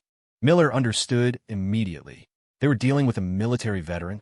Riley was a new transfer, a full-time officer, not a contract hire. Non-commissioned officers transitioning to civilian law enforcement often had to start from the bottom. If you were lucky, you made SWAT, but those slots were limited. This woman, Sasha, had likely chosen to retire from service. "I'll go with you," Sasha said. "I stopped her from assaulting a company employee. It has nothing to do with anyone else." "And him. He hit someone too," Brenda shrieked, pointing a gnarled finger at Cole. "Then I'll go as well," Cole said with a serene smile. "But I was also preventing an assault." He then added, "The party directly involved is in a state of extreme emotional distress. I don't think she needs to go. Perhaps this lady can give a statement." He looked at Serena. "Please notify Mr. Zhao. I want to press charges against these two." If nothing else, the charge of desertion was ironclad. Serena, not yet having her license to practice, couldn't handle the case herself. "Okay, I'll call him right now," Serena said, immediately pulling out her phone. After a nod from Officer Miller, Officer Riley went into the office to take statements. Brenda's face grew even paler. She didn't understand the legal nuances. She was just running on pure, brutish impulse. As reality began to sink in, a sliver of regret pierced through her anger, but she was in too deep to back down now. As for Jay, he understood even less, cowering to the side, too afraid to speak. Once Riley finished the initial statements, they all headed to the station. Yvonne tagged along, the video she'd recorded still on her phone, though it hadn't captured the slap. At the police station, Cole and Sasha sat calmly, filling out their reports and signing their names. Miller took the mother and son into an interrogation room. Based on what he already knew, he laid out the facts, the responsibilities, and the legal consequences. Brenda's legs went soft with fear. She truly didn't understand the legal concept of desertion. Running away from home wasn't a crime, but failing to fulfill your parental duties constituted felony child abandonment. That carried a sentence of up to 5 years in prison. If she actually went to jail, she could forget her comfortable new life. She'd be a beggar by the time she got out. After all, her new husband's family had other relatives who would gladly carve up the family assets in her absence. Regret washed over her, and her psychological defenses crumbled. Miller seized the opportunity. "What was your purpose in coming to Rockford?" Brenda spilled everything. Officer Riley, taking notes, asked curiously, "When you went looking for her, did you know anything about Headline today?" "No." Brenda shook her head. "What did she know about some website? And you didn't know that Luna is the chief financial officer there?" "No." "You didn't know anything, and yet you wanted to trick her into coming home to marry the mentally handicapped son of a man whose company is worth a few $1,000,000. "I wasn't tricking her. And his brain is a little slow, but she would have had a comfortable life," Brenda stammered, hunching her shoulders and forcing a fawning smile. In her mind, she was still scoffing. How much could a CFO possibly make? Miller frowned and scratched his head, utterly baffled by this woman's breathtaking ignorance. He doubted Cole-chan would let this go easily. He sighed and shook his head. "Headline today is a very big deal. It's worth tens of millions of dollars. Ms. And is the CFO there, a core member of the executive team? And you wanted to trick her into leaving that to marry the disabled son of a small-time business owner." Brenda was stunned. Tens of millions? The words echoed in her head like thunder. Core executive? Does that mean Luna is in charge of their tens of millions? She couldn't believe it.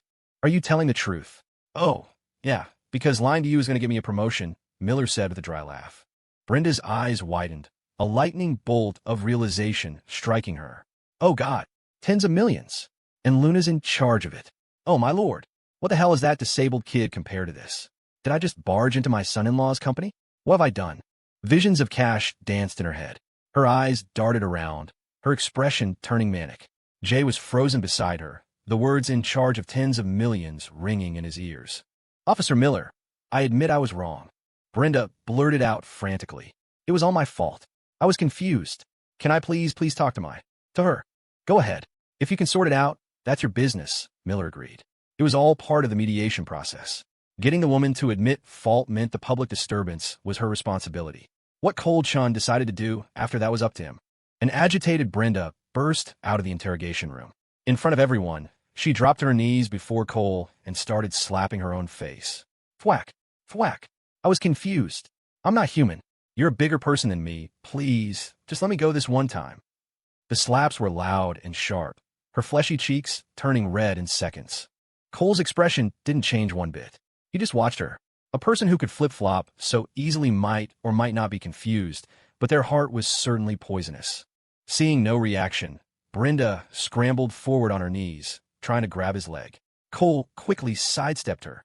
Whether you let go isn't up to me. It's up to the law. Whatever the consequences are, they are. No matter how big or small the initial offense, she was definitely going to be held. It was just a matter of for how long. This would give Luna a chance to vent years of resentment and finally let go. Everything he was doing was for his little girl. Cole shook his head. You still don't realize what you've done wrong. I know I was wrong. I know. I'll never do it again, I promise. I'll live a good life. I can even help take care of the baby for Luna in the future. Brenda started kowtowing, all sense of shame gone. Just reflect on your own actions and leave everyone else out of it, Cole said, a wave of disgust rising in him. You want to take care of a baby?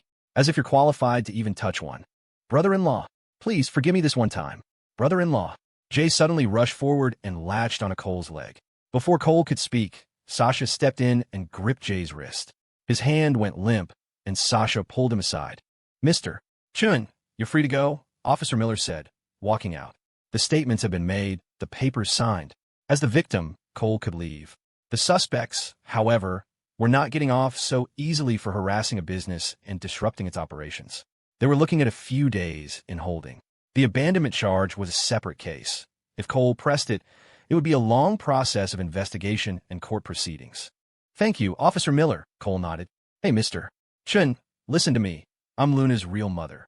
Brenda cried out desperately, lunging to grab his leg again, only to be blocked by Sasha. Officer Riley came out and grabbed Brenda's arm. Sit down and be quiet, she ordered coldly. Oh, I really didn't mean it. Brenda wailed, snot and tears streaming down her face. She was no different from any hysterical woman making a scene on a street corner. Brother-in-law. Jay sobbed as if it were a life-or-death parting. The sound sent a chill down Cole's spine as he walked out the door. This mother-son duo was truly one of a kind. He was just glad his Luna hadn't been warped by their influence. It seemed fate could be both cruel and kind. It was all destiny. Just as he stepped out of the station, he heard a voice cry out, Instructor. Officer Riley had chased after them, her eyes red as she looked at Sasha. Can we exchange contact info? Yes, sure. Sasha gave a curt nod, a flicker of warmth in her eyes. Just then, Cole spoke up. Our company is putting together a security department. Sasha will be the director. If things don't work out for you here, you can consider it. It's not a security guard job. It's protecting a few of our female executives. The salary won't be less than $8,000 a month. Investing in a security detail was essential and critically important. It was only 2011. The world wasn't as safe as it would become. Cole didn't care much for his own safety, but his 3 girls had to be protected. And Yvonne, who traveled frequently. In the future, any executive traveling for work would need an escort. Better to be proactive about security. Cole didn't know the specifics of transitioning from the military to the police force, but he knew that for non-commissioned officers with limited education, climbing the ladder was tough. The pay was nothing to write home about either. Yvonne, who had been quiet the whole time, was deeply moved. She hadn't realized Cole was thinking that far ahead. What a dependable man. Her eyes shimmered, and she had the sudden urge to jump on him and smother him with kisses. Sasha didn't show much emotion at the mention of being director of security, maintaining her usual stoic expression, but a hint of gratitude flickered in her eyes. Riley looked from her instructor to Cole, hesitating for a few seconds. I'll think about it. She stood quietly on the sidewalk, watching the 3 of them get in the car and drive away. It was noon by the time Cole got back to the office. Is it handled? Jasmine asked with concern. They'll be in holding for a few days. The rest is still pending. On the way back, Cole had decided he needed to talk it over with Luna and see what she ultimately wanted. But bringing the matter to a definitive close was essential to prevent any future harassment. Okay, you should go see her, Jasmine said considerately. Serena, Yvonne, and I will go get lunch. We'll bring some back for you. With everything that had happened, their usual lunch break was obviously off the table. No one was in the mood. Cole passed by the finance office and saw Luna was actually at her desk, her expression sad and gloomy. The moment she saw him, her lip quivered and her eyes filled with a desperate need for comfort. Luna, could you come to my office for a moment? With other employees around, Cole had to maintain a professional tone. Luna immediately got up and followed him. The moment the office door closed, she threw herself into his arms and began to sob quietly. Cole held her, gently stroking her back, letting her cry it all out. The pain of a toxic family was a deep, primal wound, difficult to soothe with words. It was different from Serena's situation. Serena had been chained to a pillar like a statue, a prisoner of silent expectations. Luna had been forced to walk alone in a desolate wilderness. Only a tight embrace and quiet companionship could comfort her now. After a few minutes, her sobs subsided. Cole scooped her up by the legs and sat down in his own chair, settling her across his lap. He gently caressed her soft cheek and kissed her forehead. Then he patted her hip as if rocking a child to sleep. Luna wrapped her arms around him, holding on for dear life, as if he would disappear if she let go. A while later, she looked up, her face streaked with tears, her eyes full of adoration. She reached up to touch his face. "Brother," she whispered, using the name that was their private code. "When we graduate, I'll have a baby for you, okay?" "One isn't enough. At least two," Cole said, pinching her dewy cheek. "Okay. My grandma used to say I have good hips for it." There was no shyness in her now, only a devoted gaze fixed on her man. In her heart, having a child was what made a family complete. She didn't think about much else. To have Cole, and to have Cole's children, that would make her life whole. 2 or 3 would be even better. The sorrow in her eyes faded, replaced by a radiant light of hope and longing. She stared at him, murmuring, "Brother, you're my whole world. I never want to leave you, and you can't ever leave me." Her words were so soft, they were less a demand and more a prayer, making Cole's heart ache for her. He lowered his head, touched his nose to hers, and smiled gently. "From now on, you're a chun. Where I am, your home is." Cole had made a promise with a different answer. It was the kind of promise he'd once wanted to make with a sincere heart. "May the one I love at 18 be the one by my side at 80. You walk toward me, I walk toward you, and we become a light in each other's lives." But he'd been mocked by reality, receiving only a cold. "Are you crazy? How childish." Later, he'd grown to scorn such sentiments, wanting to spit at the very thought. But now he'd done it, and he'd done it willingly. He wasn't thinking about the distant future. He was just loving the people who loved him, walking forward together with devotion. Nothing else mattered. "Okay, from now on, I'm Luna and Shun. No, I am right now. I'm going to cling to you for my whole life." She tightened her arms, her voice trembling with emotion as her lips quivered again. But her eyes were full of happiness. As long as this man didn't abandon her, as long as he loved her like this, she would follow him for a lifetime. Nothing else mattered. A home with Cole made this world worth living in. Luna pulled his head down, pressing their lips together. The sucking and tangling of their lips sent a possessive thrill straight to his brain, rapidly dispelling the sadness in her heart. Cole kissed her gently, savoring the fruity taste of her mouth that he could never get enough of, but he kept his hand still. The wound in her heart wouldn't heal so quickly.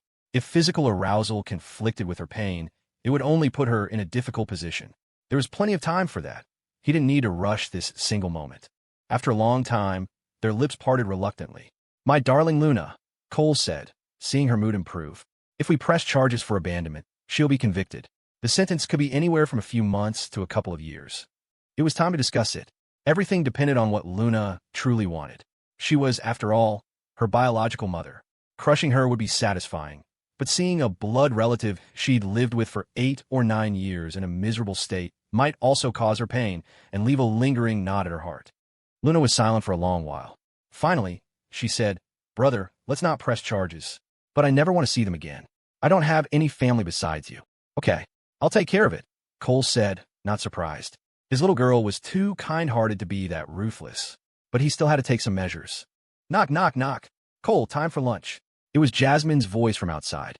Luna quickly sat up and slid off Cole's lap. She pulled a tissue from the box on the desk and dabbed at the corners of her eyes. "Okay, sis," Cole called out.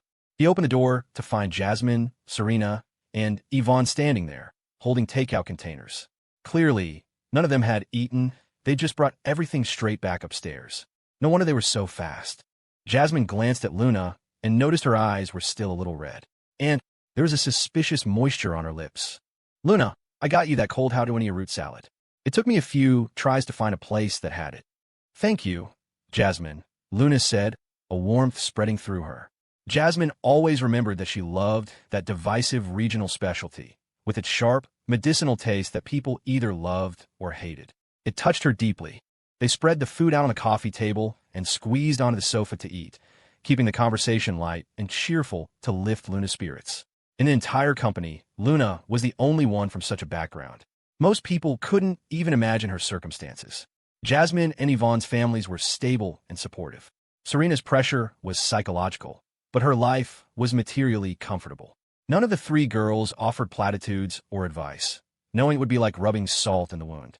The best thing was to help her forget. After lunch, Luna lay down on the office sofa. The others sat close, their backs almost touching hers, speaking in hushed voices. At 2 o'clock, Mr. Zhao, the lawyer, arrived. Mr. Zhao, I'll need your help with this, Cole said seriously. Of course, Mr. Chun. Please go ahead. Mr. Zhao was no longer the slightly dismissive man he'd once been. He was now humble and attentive. It's about the abandonment case we discussed. We're not going to press charges, but we still need to have a conversation. And I want a signed confession from them, admitting they attempted to deceive the victim. You want to prevent them from causing trouble online in the future, Mr. Zhao understood immediately. No, not prevent. Cole shook his head. Mr. Zhao paused, confused. Not to prevent. Then his eyes lit up with understanding. You're setting a trap. You want them to become public pariahs. He suddenly grasped Cole's strategy. He was supposed to use his words to subtly tempt them into doing something stupid. It's up to them, Cole said coolly. If they're not smart enough to quit, they'll become more than just pariahs. The abandonment charges will be refiled. If that mother-son duo tried to stir up trouble again, he would have all the justification he needed to ruin them completely, to the point where they'd be begging on the streets. Even his kind-hearted little girl would accept that outcome. If they behaved, they would go their separate ways. Understood. You can count on me. This was easy work for Mr. Zhao. Half an hour later, Mr. Zhao was at the Rockford City Jail, visiting Brenda Raymond. Who are you? Brenda asked, looking haggard. My name is Zhao. I'm a lawyer, here to have a brief chat with you. Mr. Zhao stared at the woman's face, noting the anxiety in her eyes.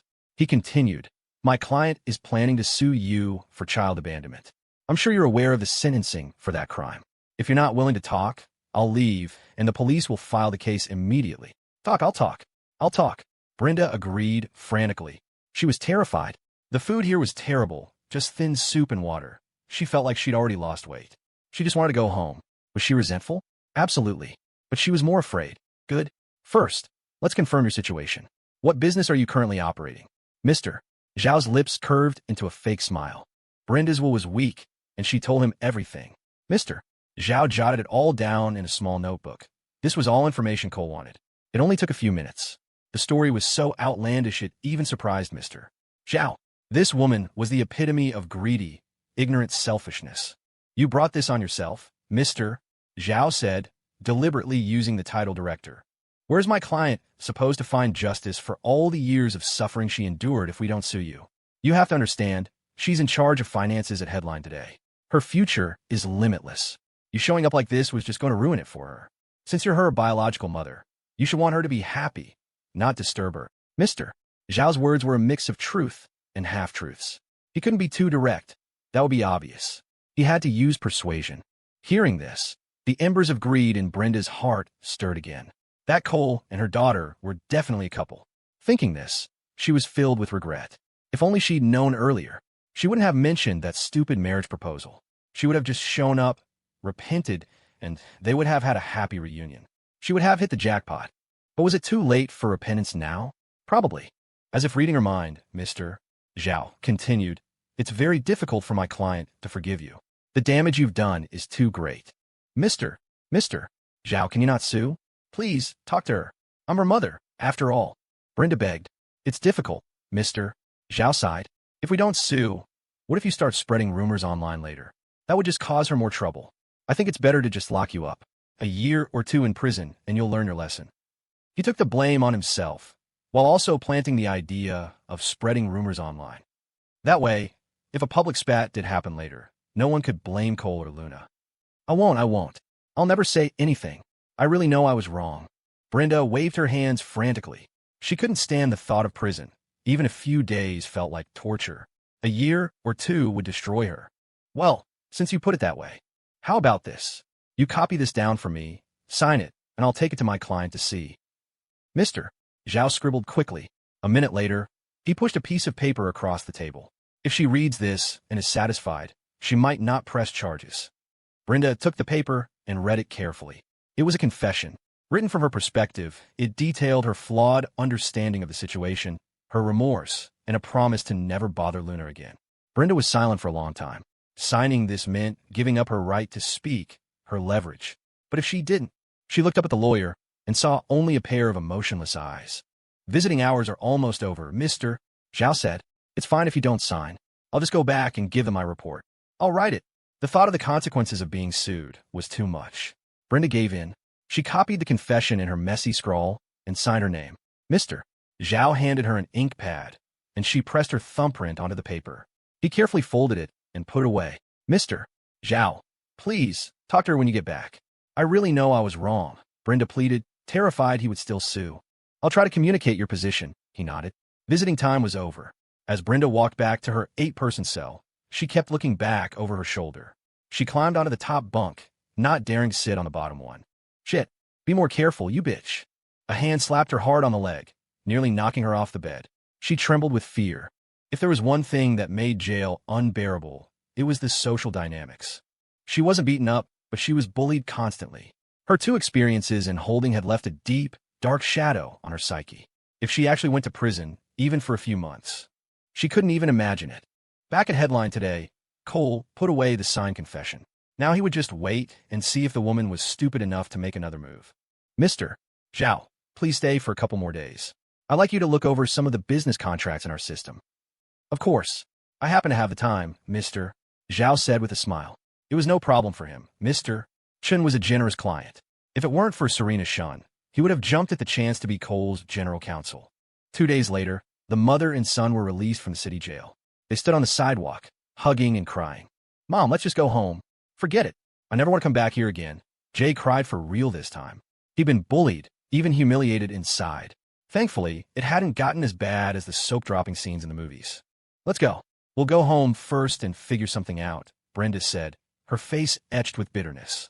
Suddenly, a light bulb went off in her head. Jay, go to an internet cafe and look up that headline today thing. What for? It's useless. Jay shook his head vehemently. He had no interest.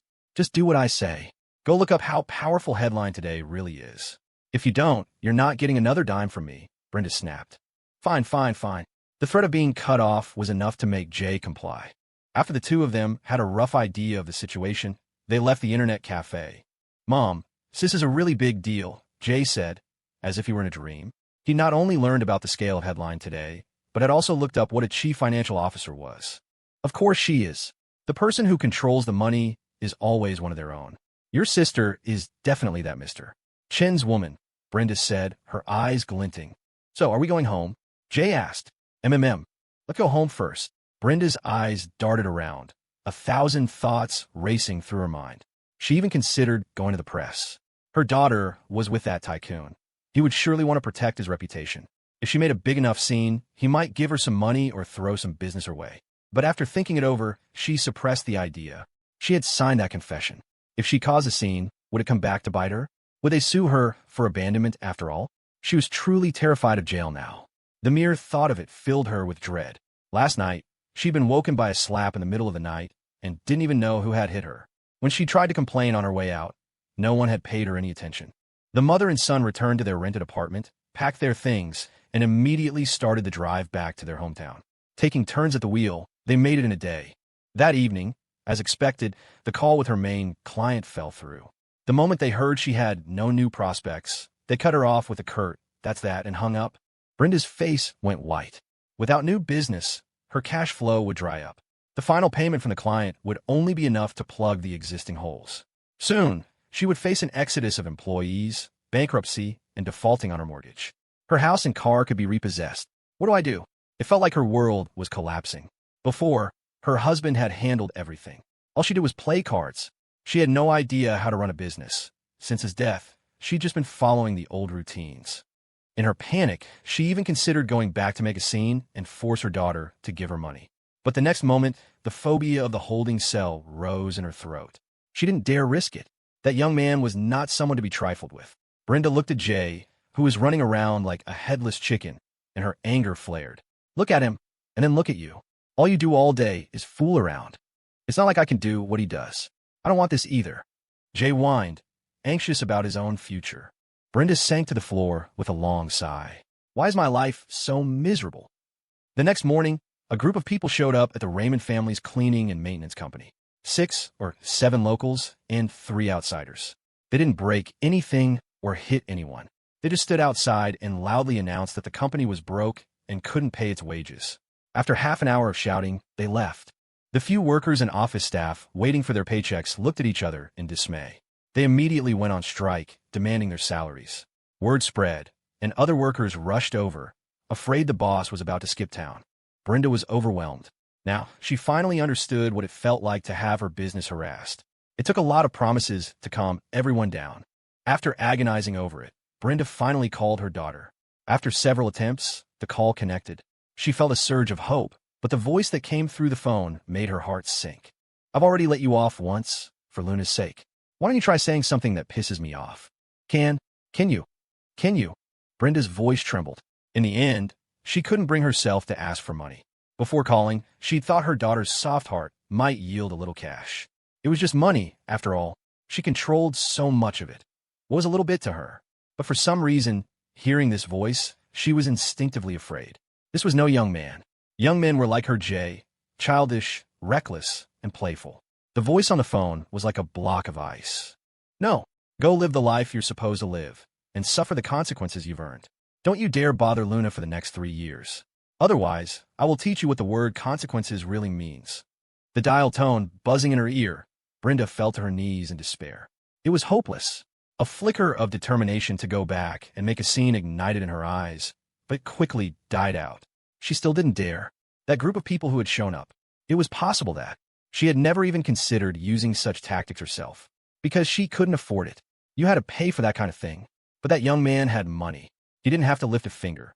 He could just have people follow her and shout every day until she had a heart attack in the middle of the night. She even had the feeling that he genuinely wanted her dead. A sudden, inexplicable terror gripped her. The world spun, and she collapsed. When she woke up, she was in the hospital. The kind office clerk who had brought her there said, "Ms. Raymond, remember to pay our wages," and left, leaving her alone in the hospital bed. When she finally made it home, Jay was still nowhere to be seen, out having fun. She slumped onto the sofa, staring blankly at the house she would soon have to sell. Greed and regret warred in her heart. On the way home from the hospital, for the first time in her life, she had felt utterly alone and helpless. Suddenly, she thought of her daughter. Back then, how desperate must she have been? Meanwhile, in Rockford, if you have any more good jobs like this, let us know. Haha, thanks, boss lady, the man with the buzz cut said, bowing and scraping as he took the black plastic bag filled with cash. He opened it for a quick count, his face breaking into a wide grin. Keep your mouth shut. Don't break the rules, said a woman with a stern face.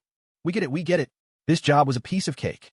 Our pleasure, the man said, even throwing in a fancy word or two. After the woman drove away, the man's smile vanished. This boss is loaded. Just for shouting a few times, he gave us this much, his companion said, rubbing his hands together in glee. You don't get it, the buzzcut leader said, puffing out his chest. These people are seriously rich. To them, this much money is just a dinner out. I wonder which tycoon it is, damn. Another man sighed. Don't worry about it, the leader warned. He had a pretty good idea who the boss was. He'd seen the license plate of that black SUV multiple times in the parking lot of a certain building.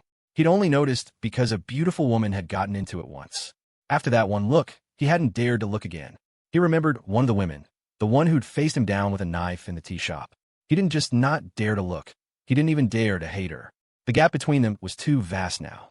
The man was no longer a simple tea shop owner, but, besides the way he operated, it was, the work of a kingpin. He'd sent them to jail, but he also had the guts to hire them. On the 32nd floor of the gallery office tower, Cole's lunch break plans were once again thwarted. Serena and Luna refused to leave his office, deciding to nap together on his sofa. Jasmine was curled up on the single armchair, her legs tucked under her, leisurely scrolling through Headline Today on her phone. She was wearing a slim-fitting black t-shirt and a black skirt. With her legs bent, a good portion of her thigh was exposed, looking dazzlingly white against the black fabric. Whether intentionally or not, she kept her foot pointed, as if doing a stretching exercise. That particular pose was impossibly sexy, always making certain someone think of her doing the splits. It was enough to make his blood boil. The deadliest part was that Jasmine would occasionally glance over at him, her eyes a mix of flirtation and teasing. She was clearly doing it on purpose. While the other two darlings on the sofa were also incredibly nice, at this moment, Jasmine's stimulation of his central nervous system had reached a critical point. A single spark would cause a full-blown inferno. Cole started to get antsy. Jasmine immediately sensed her little brother's restlessness.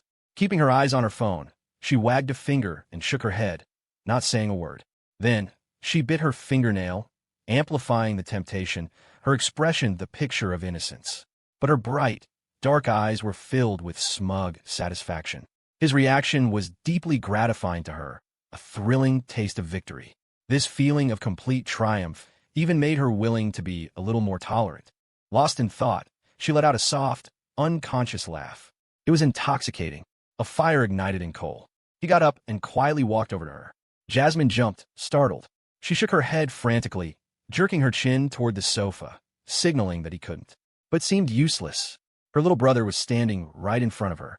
He leaned down and whispered in her ear, "Sis. No, this isn't right." Jasmine glanced at the sofa. The others were definitely asleep, but she still shook her head, her face growing redder by the second. A moment later, Serena smacked her lips in her sleep. The sound made Cole scramble back to his seat, leaving Jasmine with a beet-red face. She shot a look at the sofa, then glared at Cole, raising her hand as if to strike him. Cole, burning with frustration, could only bury his face in his arms and try to sleep. After 2 o'clock, just as Cole was about to head to the 8th floor to see Vanessa Fan, he received a call from the Eastwood University Student Activities Board. Cole Chun, the opening convocation for the new semester will be held on the 8th. We would like to formally invite you to attend and to give a speech as a representative of the upperclassmen. Please take some time to prepare your remarks. Of course. Thank you, sir, Cole agreed. It was a good opportunity to promote headline today to the incoming students. After hanging up, he was at a loss. A speech? What on earth would he say? When he got to the 8th floor, Vanessa Fan was already waiting for him on the sofa, a pot of tea brewed. She was wearing another purple dress today, this one with a small V-neck that showed just a hint of skin. Cole had just sat down in the chair by the coffee table when a figure appeared in the doorway. Lynn Fan, the little brat, had followed him down at top speed. They were both used to their little shadow by now and ignored her. "Vanessa, I want to invite some official government and media outlets in Rockford to join headline today," Cole said. "I personally don't have the clout for that. I was wondering if you might have a way." "Government and media? You want to increase headline today's authority?" "Yes. Strengthening headline today strengthens Melon Video. News and videos published by official sources will appear on Melon. If we can create a model here in Rockford, it will be much easier to invite others in other cities." "Okay. The deputy director of the state broadcasting network is a classmate of mine. I'll handle it. Once the state network is on board, it'll be much easier for you to approach other media and government agencies." "Thank you, Vanessa. You're the best," Cole said, his gratitude genuine. She really was the best. "If I'm so great, how come you won't let me invest in headline today?" Vanessa shot him a playful glare. Vanessa, just wait a year or two.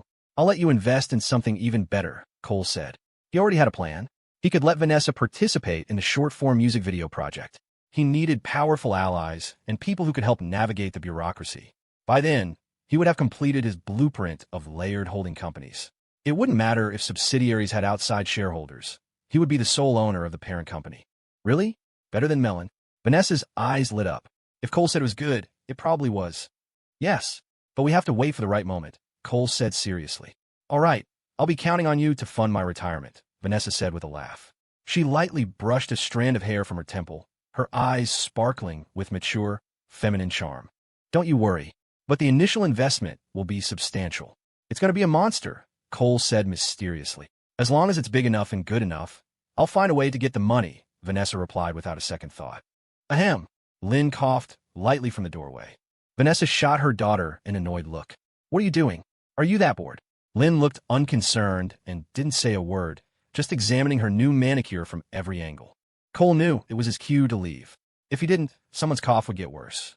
After dinner that evening, Cole rounded up his 3 girls and drove them back to their respective schools. Phoebe had left the day before. Before she went back to campus, Cole and Serena had treated her to a huge dinner and promised to save a spot for her at headline today. Now that classes were starting, it was more convenient for them to stay in the dorms. When it was time to drop Jasmine off at Eastwood Tech, Cole made a U-turn and headed back to the Golden Bay residences. "Cole, what are you doing?" Jasmine asked from the back seat, biting her lower lip as she lightly punched his back. "I'm doing you. Cole, I need to get back to my dorm." She kept protesting, even after they were inside apartment 2201.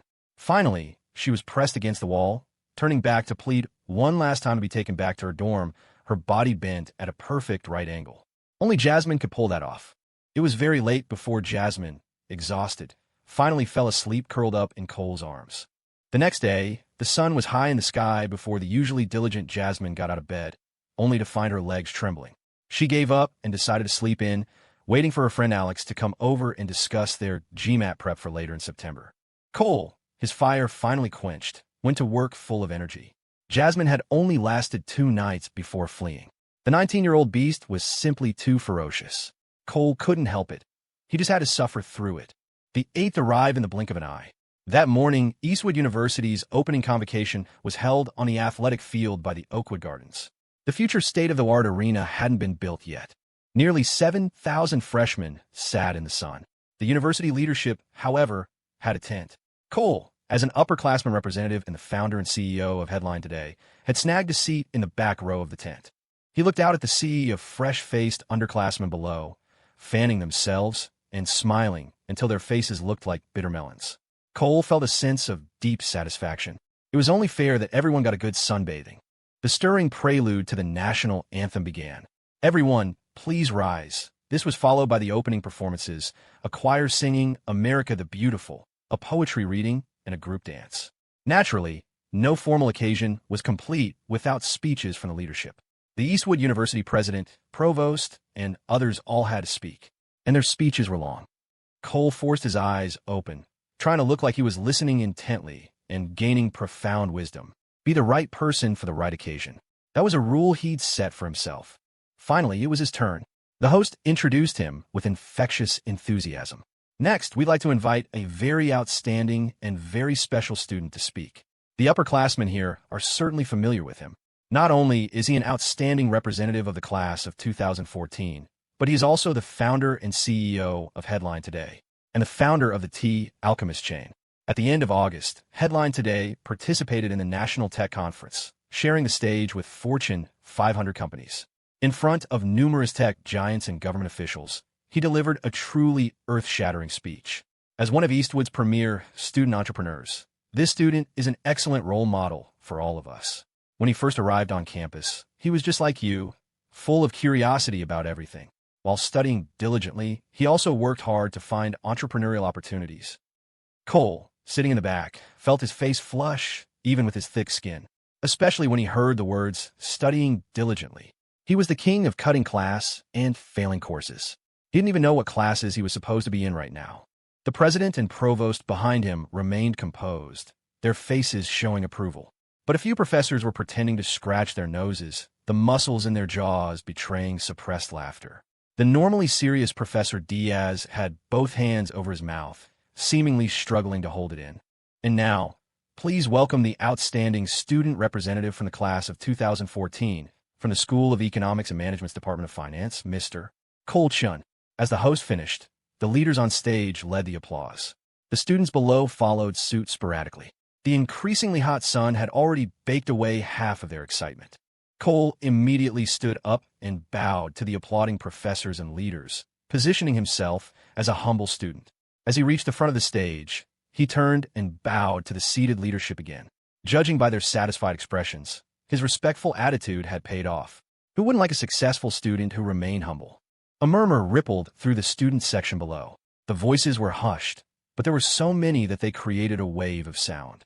Many of the girls' eyes were sparkling, their mouths forming little O's of astonishment. The guy on stage was seriously handsome. If it were just a handsome face and a tall frame, it wouldn't be so shocking. The key was his mature and confident demeanor, which gave his already handsome features a unique and powerful charm. The student host was beaming, though it was a different one from the dance competition. She was pretty enough. She stepped aside from the microphone. "Cole, the stage is yours." "Thank you, ma'am," Cole said with a slight bow, his humility on full display.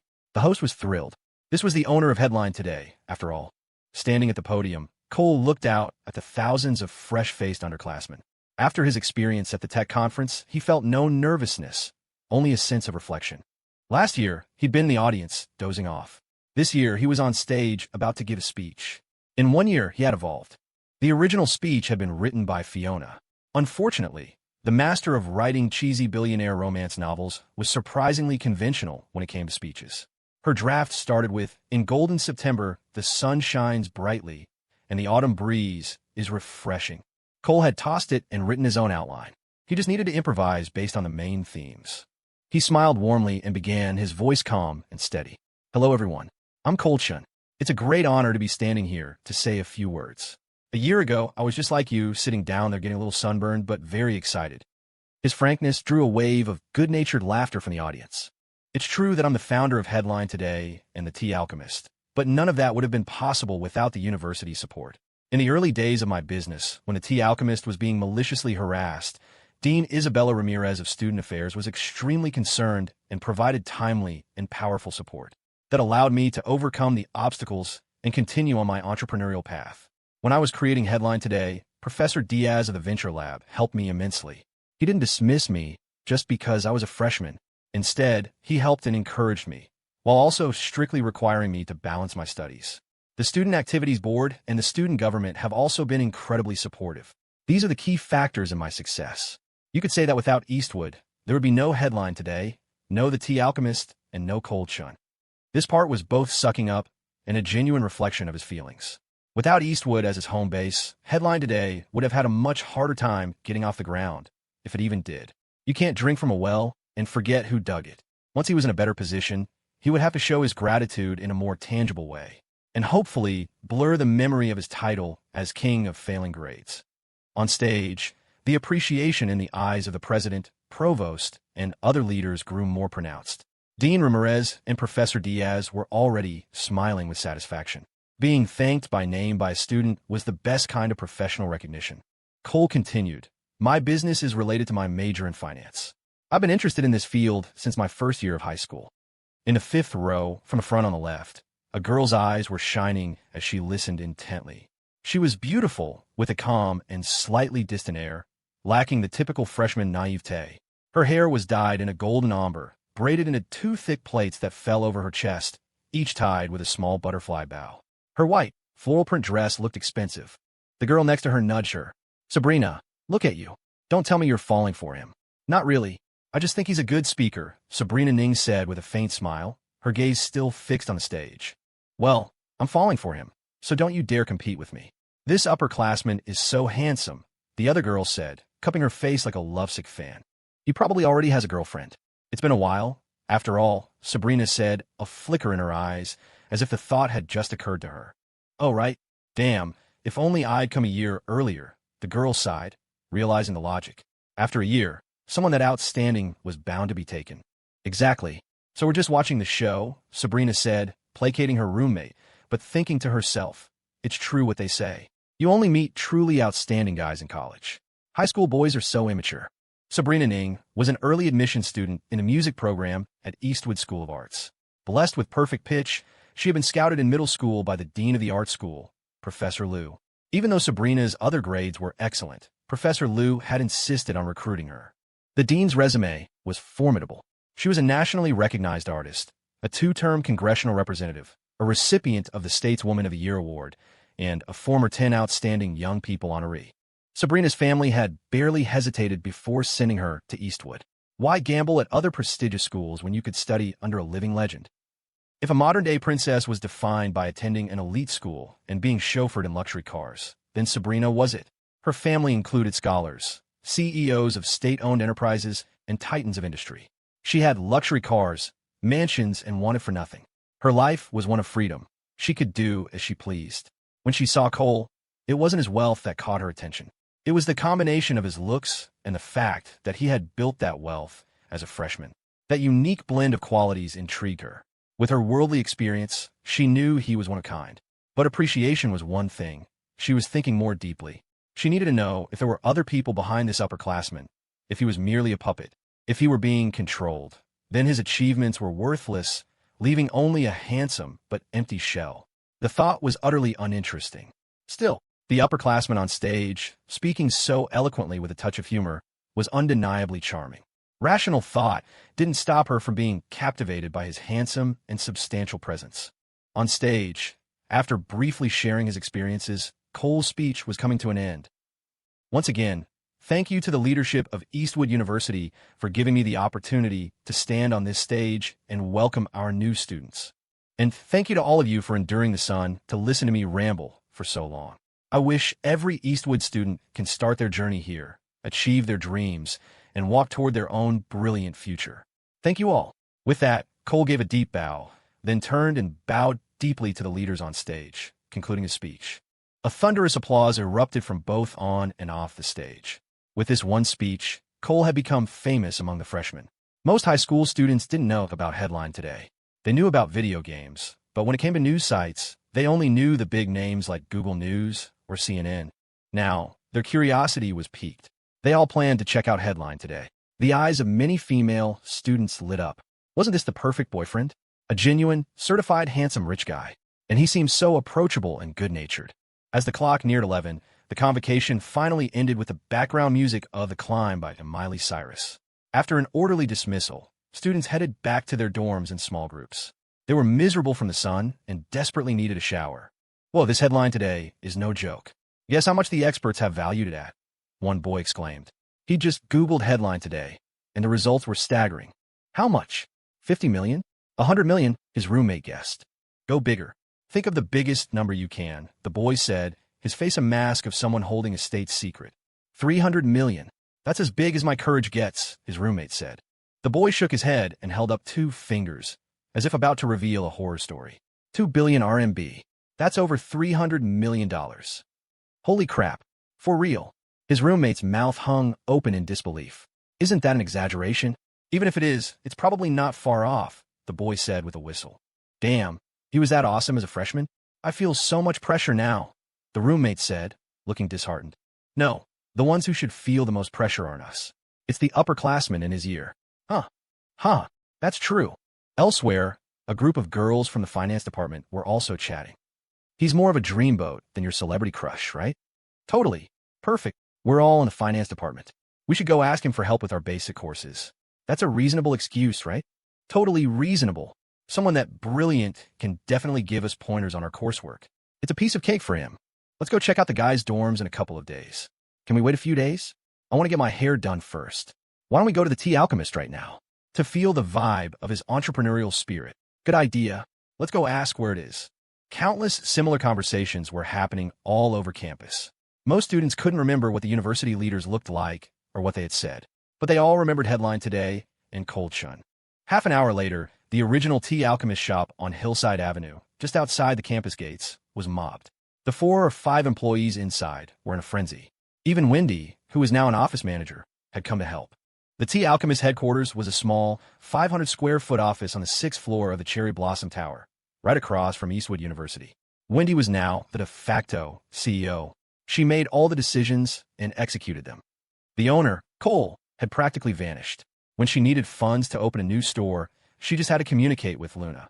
After successfully opening a new store in a shopping mall on her own initiative, Wendy's confidence soared. As long as it wasn't losing money, she could open a new one. She was even planning to launch a franchise brand, opening her own stores while also letting others open their own for a fee. She was already researching raw material suppliers and planning a central kitchen to supply future franchisees. When she submitted her proposal, she thought there would be a long consideration period. To her surprise, the boss replied instantly. Okay, you're in charge. If you turn it into a successful franchise, I'll give you 5% of the company in non-dilutable equity. The message had kept Wendy awake all night with excitement. Today, she wasn't working at the old shop. She was acting as Cole's promotional ambassador. She tirelessly recounted the story of how Cole started the Tea Alchemist, the difficulties he faced, and how he persevered and ultimately succeeded. She also described the current scale of the business, eliciting gasps of amazement from the freshman girls. They all now saw Cole as their dream man. On the 32nd floor of the gallery, Cole was on a call with Ing Lee, the head of Connect Fear Ventures. I'm sorry, Ms. Lee, but Headline Today has no plans to expand at the moment, and we certainly don't have any plans to go public, Cole lied without batting an eye. He knew of Ing Lee. She was a legendary investor with very few failures.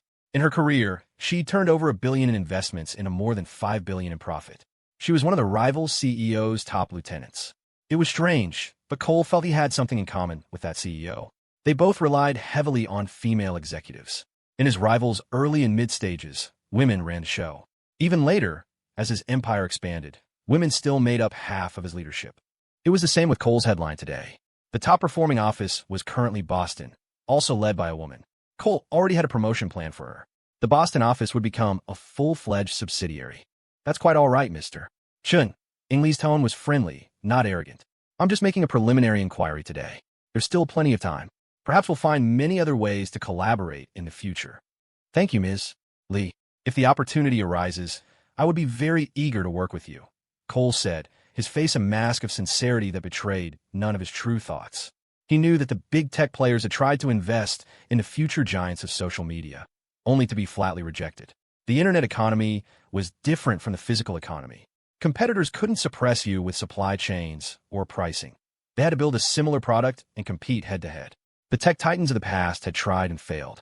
The new generation of apps would be different. Cole wasn't in a hurry for funding. The true mobile internet era hadn't arrived yet. All he needed to do now was keep funding his AI research lab. That would guarantee him a head start when 4G rolled out. At that point, he would only need to bring in Vanessa Fan and Spencer Chin. Their capital might not be as vast as the big venture funds, but they had things the big funds didn't. Cole might not like the Chun family, but that had nothing to do with making money. Business was business. Once Spencer had made enough money with him, the Chun family would be forced onto his ship. No one could abandon a vessel that promised such colossal profits. Ding, ding, ding, ding. A Facebook message popped up. It was from Wendy. Boss, I need a handsome picture of you. It's for something important. A handsome picture? What for?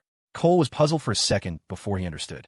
CEO, Wendy was using him as the face of the brand. Sure, I'll send you one in a bit, Cole replied. Wendy's initiative was a very good thing.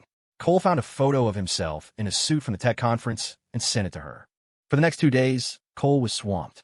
He paid a visit to Rachel Gua, the deputy director of the state broadcasting network and Vanessa's classmate. Then, with Rachel's introduction, he met the station director, Director Evans, a high-ranking official. They said they would discuss it in a meeting. Cole understood. The media landscape, now, was nothing like it would be in the future.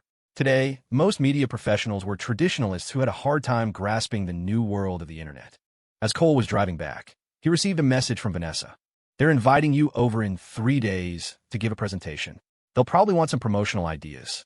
You need to be understanding. After all, traditional media and new internet media are different. Don't worry, Vanessa, I completely understand. I'm already so grateful for this opportunity. Thank you for all your hard work, Cole replied with genuine gratitude. Where else could he find someone as helpful as her? She not only introduced him to a contact, but also considered his feelings, worried he might be frustrated. He would have to make sure she earned a lot of money for her retirement. Good, as long as you understand. Prepare well.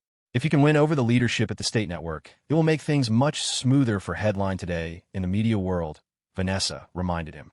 Thanks, Vanessa. I'll be well prepared. Cole already knew what he was going to do. With 3 days to prepare, he had more than enough time. Seeing that it was almost noon, he drove directly to Eastwood University. The accounting department had reshuffled dorms due to students selecting advanced elective courses. Luna, Brianna, and Felicity had all chosen financial management and auditing and had moved to a 4-person room in another building. They had just moved in. Cole went to pick her up for lunch and then take her back to the gallery. Not long after entering the campus, a girl by the tree-lined path in front of him waved. With her were 2 other girls. One of them was quite pretty but seemed to have twisted her ankle, her face contorted in pain. She was standing on one leg, supported by the other girl. The midday sun was scorching, and the 3 girls were frowning from the heat. Cole stopped the car, rolled down the window, and asked, feigning ignorance, "Hello, can I help you?" He knew they were looking for a ride to the campus clinic. It was a good deed, but he couldn't appear too eager. You're Cole Chin?" the waving girl asked, her face lighting up with surprise. At her shout, the other 2 girls moved a little closer and saw Cole in the car. The girl providing support also looked delighted. Only the girl hopping on one foot had a neutral expression. "Yes, I am. Are you freshmen this year?" Cole glanced at the 3 of them. "Yes. We were in the audience at the convocation. You're so handsome in person." The waving girl's eyes were sparkling, having completely forgotten her friend. "Chloe, get to the point. Sabrina's foot hurts," the other girl said, exasperated. "All right. My roommate twisted her ankle jumping off a step. Could you please give us a ride to the campus clinic?" Chloe asked, her expression slightly embarrassed. "Sure, hop in," Cole said. The clinic wasn't far. It would only take a few extra minutes. The 2 girls helped their friend into the back seat. Cole subconsciously glanced at the rearview mirror and found the girl with the sprained ankle also looking at the mirror. Their eyes met. Cole immediately looked away and didn't think much of it, driving toward the clinic. His mind drifted back to the time he'd carried Luna to the clinic. He'd been so exhausted then, and he hadn't discovered her hidden assets. Thinking about it, the corners of his mouth turned up in a slight smile. In the back seat, Sabrina Ning was still watching the driver's expression in the mirror. What does that smile mean? He looked away like a perfect gentleman a moment ago, and now he's smiling like that. Is he showing off how handsome he is? Sabrina had had some bad luck. A small two-step staircase. She just hopped down and had somehow twisted her right ankle. Now, she probably couldn't participate in the freshman field training. The key was she had a singing performance during the training. If she couldn't perform, all her careful preparation would be wasted. Right now, Sabrina wasn't thinking about the training as much as the driver in front of her. She was very confident in her own looks. She had the face, the body, and the voice. But the upperclassman in front of her didn't seem to have looked at her much. His gaze was calm, lacking the stunned admiration she was used to seeing from other guys. Was he playing it cool? Playing hard to get? Sabrina couldn't help but think so. She had seen too many guys put on an act in front of her, trying to be cool or suave. She could see right through them. It was so annoying. A few minutes later, they arrived at one of Eastwood's 3 campus clinics. He pulled over under the shade of a tree, about 100 feet from the entrance. The 3 girls got out. Chloe leaned down and tapped on the front window. Cole rolled it down, giving her a questioning look. "Senior, could we trouble you with one more thing? It's a bit dangerous for Sabrina to hop on one foot. Could you please carry her?" The 3 girls looked at Cole. Their expressions varied. Chloe and the other girl, Bella, were sure he would agree. After all, Sabrina's beauty was undeniable. Who would refuse? Deep down, they were even a little envious, wishing they were the one who was injured. Sabrina's expression was conflicted. She knew her situation. Being carried would certainly be more convenient. But she was also a little shy and not entirely willing. Wouldn't that be giving him an opportunity? Letting him take advantage of her? This Cole was probably thinking she had already fallen for him, secretly pleased with himself. Look, he's smiling. That look, he's definitely getting ahead of himself. He had no idea that she could never fall for him. Just as Sabrina was about to refuse, the senior smiled and spoke. "Sorry, ladies, but I'm in a bit of a hurry. You can help her hop over, or even carry her. I'm really sorry, I have to go. Peace out."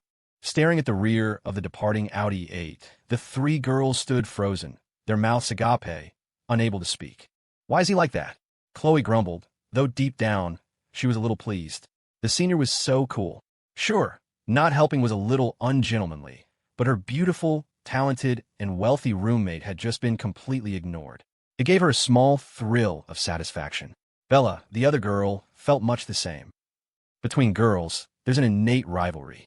Even the best of friends don't want the other to be better than them. This was especially true for roommates they'd only just met. So, the idea of an unbreakable female friendship was a myth. Sabrina, however, had already regained her composure. For a fleeting moment, she had been a little angry. But that was quickly replaced by doubt and disdain. He was just doing this to get her attention. She'd seen this kind of self-righteous, manufactured contrast too many times. In the end, when they saw she wasn't falling for it, wouldn't they just change their tune and start fawning all over her? Sabrina hopped on one foot to the clinic, only to find a line. Unfazed, she calmly made a phone call. Half an hour later, a black Maybach 62S with Florida plates pulled up to the clinic. The driver got out, ran to open the back door, and held a hand over the roof. "Ms. Ning, please get in." The display stunned her 2 roommates. They didn't recognize the car, but they knew it was expensive. It took them a moment to recover and carefully help Sabrina into the car. "You 2 come along, I'll have him drop you at the dorm first," Sabrina said with a smile. No, we can walk back," the 2 roommates said in unison, shaking their hand with awkward smiles. The luxurious interior of the car and the driver's dismissive glance made them feel inadequate. They knew Sabrina's family was rich, but they had never understood just how rich. Now, they were getting a sense of it. After having lunch with Luna and returning to the gallery, Cole immediately posted a new assignment in the group chat. He tagged Whitney Yuan to create a travel check-in event. It would encourage local influencers to film short videos at various tourist spots. Participants would get priority traffic recommendations. The more likes, the bigger the payout. The top 3 would receive additional cash prizes. The event had a launch within 2 days. Cole had been planning this for a while and decided to roll it out now to help persuade the state broadcasting network. Next, In the four-person chat with his friends from Linden Creek, he tagged Jasmine and Serena. Tomorrow, we're going to the Riverbend Pavilion to shoot a promotional video in traditional Hanfu-style costumes. There was no need to tag Luna. She was sitting in his lap, typing the words for him. His hands were busy. Brother, will I look bad in Hanfu? Luna typed, then melted into his arms, her cheeks flushed pink. His hands were roaming and squeezing, and besides the pleasure, there was a restless feeling she didn't know how to relieve. You won't. You're the most suited for it, Cole murmured, his mouth also busy, nibbling on her shoulder. I've never worn one before, Luna said, thinking of the beautiful ancient costumes in TV dramas. Don't worry, you'll look amazing. And tag Amy, we'll shoot a separate one for her, Cole said, giving Luna's ample backside a pat. His little girl had a natural, graceful quality, when she wasn't holding a knife, of course. Whether dressed as a sweet junior disciple or a sheltered young lady, she would look perfect. If Amy were filmed with the three of them, her own star power would be eclipsed, so it was better to shoot them separately. Cole wanted to make a promotional video, but he also wanted to give the three girls the experience of wearing the historical gowns. That afternoon, Jasmine and Serena both came to the office. They were planning to go to a garment district in the city to pick out styles. Hearing this, Yvonne insisted on going too. In the end, Fiona, Whitney, and Jenna all tagged along. They spent the entire afternoon picking out their favorite outfits, then brought them back to wash themselves, not trusting anyone else with the delicate fabrics. The three main girls' costumes were hung up to dry at the Golden Bay residences and were ready by the next morning. When they changed, Cole felt a strange sense of temporal displacement. They say clothes make the man, but sometimes the clothes depend on who's wearing them. Jasmine had chosen a light blue, wide-sleeved gauze gown. Her hair was swept up and held with a silver pin. With her slender figure and a sheathed sword in hand, she exuded an elegant and authoritative air, like a senior martial arts sister. In Cole's eyes, Jasmine, who had tutored him since they were young, also had the air of a master. The occasional flirtatious glances from his master Yang made him want to be a rebellious disciple. Luna chose the same style in white. The moment she put it on, she transformed into a gentle, quiet, and very well-endowed junior sister. Serena's costume was the most complicated. Everyone had talked her into getting a white and red princess-style gown. It had several layers, and her hair alone, with its various beaded ornaments, took half an hour to style. But the result was breathtaking. Her life of self-discipline and quiet refinement gave her a naturally cool and noble aura. If it weren't for the sweet, happy smile she constantly gave Cole, she would have seemed like a different person. The beauty of the three of them was perfectly balanced, leaving Cole's head spinning. He looked from one to the other, feeling his aesthetic sense reaching a new level. The three women, in turn, reveled in his appreciative gaze. The way he looked at the other two made Jasmine a little jealous, but when he looked at her, the burning possessiveness in his eyes restored her equilibrium. She especially loved his domineering possessiveness. It was a thrilling feeling of being deeply loved and cared for, a powerful connection of souls. Cole and his three floating, ethereal darlings left the apartment and met the others at the Riverbend Pavilion. Amy was wearing a chest-high ruchuan with her hair in a youthful style, holding a small round fan, looking very much of the Han and Tang dynasties. Yvonne wore a white tunic under a red gauze robe, and even held a jade flute for effect. Fiona was in light green, Whitney in light pink, and Jenna in light purple. The group of costumed girls immediately attracted the attention of the other tourists.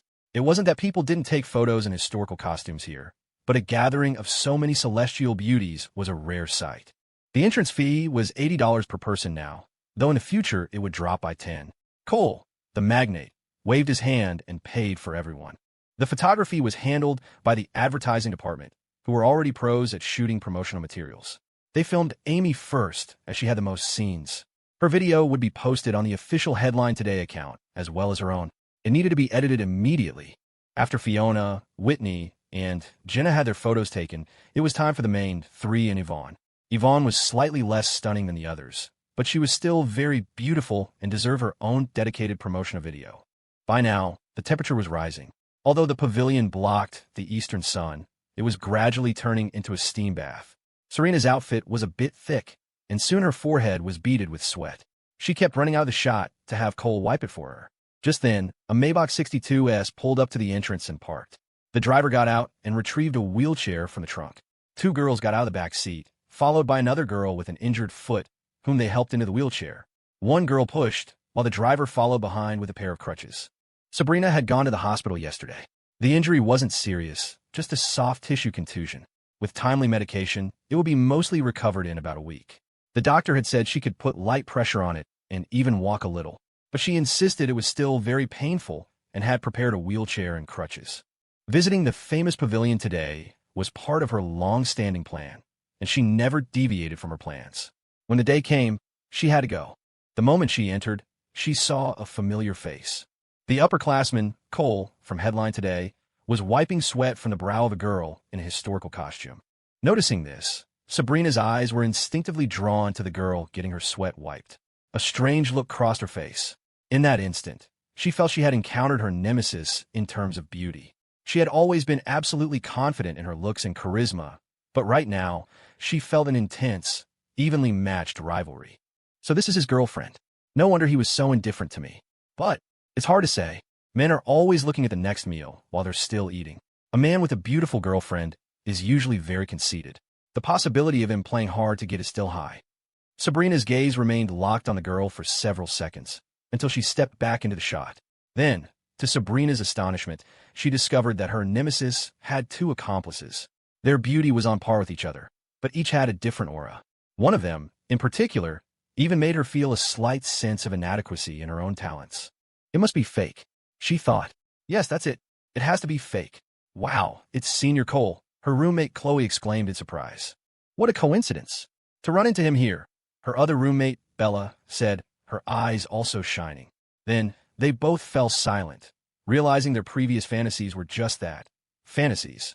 Sabrina pretended not to see them, didn't say hello, and just sat at her wheelchair, looking up and taking pictures. She also took pictures for her two roommates. It was only when Cole went to check the shot that he noticed the girl with the sprained ankle. He had to hand it to her. Even with an injury, she still had to go sightseeing. From her clothes and the respectful middle-aged man holding crutches behind her, he could tell she was from a wealthy family. Cole only glanced at them for a moment before turning his attention back to the filming of his three girls. From the ground floor to the top, they shot from every angle, front, side, and back. The final scene was on the fourth floor veranda, overlooking the vast river. The three girls were all very composed. They stood tall and straight, never slouching or hunching. Their expressions were flawless, without any awkward smirks or eye rolls. Every frame looked like a carefully crafted piece of art. Any photo could be used. The video had no plot. They just had to act according to their mood. Under Whitney's direction, they moved to designated spots and spoke whatever came to mind as they looked at the beautiful scenery. Anyone who's been to the Riverbend Pavilion knows there's no air conditioning. It relies on natural breezes. The veranda was comfortable, but the inside of the building was a giant steamer. The three girls didn't have to go inside, only filming on the veranda, but they still occasionally broke a sweat. Seeing Jasmine looked thirsty, Cole's heart ached. During a break, while the photographer checked the equipment, he brought 3 bottles of water upstairs. He opened one and handed it to Jasmine. She didn't take it, just parted her plump red lips. Cole quickly and attentively held the bottle for her, demonstrating his incredible brother-taming power. Following this precedent, Serena did the same. She didn't take the bottle either, just opened her mouth with a cute, coquettish look. After Cole gave her a couple of sips, she flashed a sweet smile. Luna could have just taken the water from Cole's hands and drunk it herself, but for some reason, she couldn't bring herself to reach for it. Yet she was too shy to ask him to feed her like Serena had. While she was hesitating, Cole had already opened a bottle and held it to her lips. Here, drink like this. You've worked hard, he said gently. Luna's face flushed, and she didn't dare look at anyone else as she took 2 small sips, her heart filled with a sweet warmth.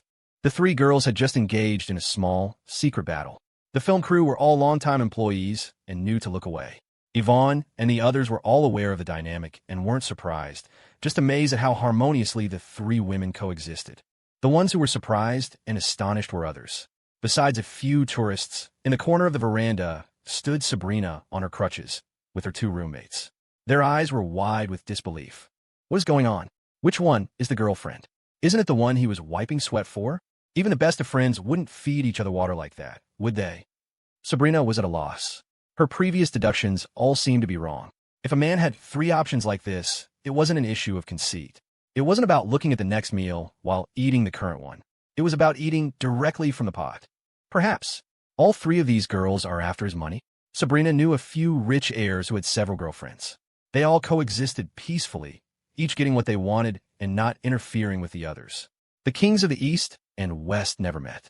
Each had their own villa, and a guy would rotate through them. But a harmonious gathering like this? That was unheard of, and none of them were on this level of beauty.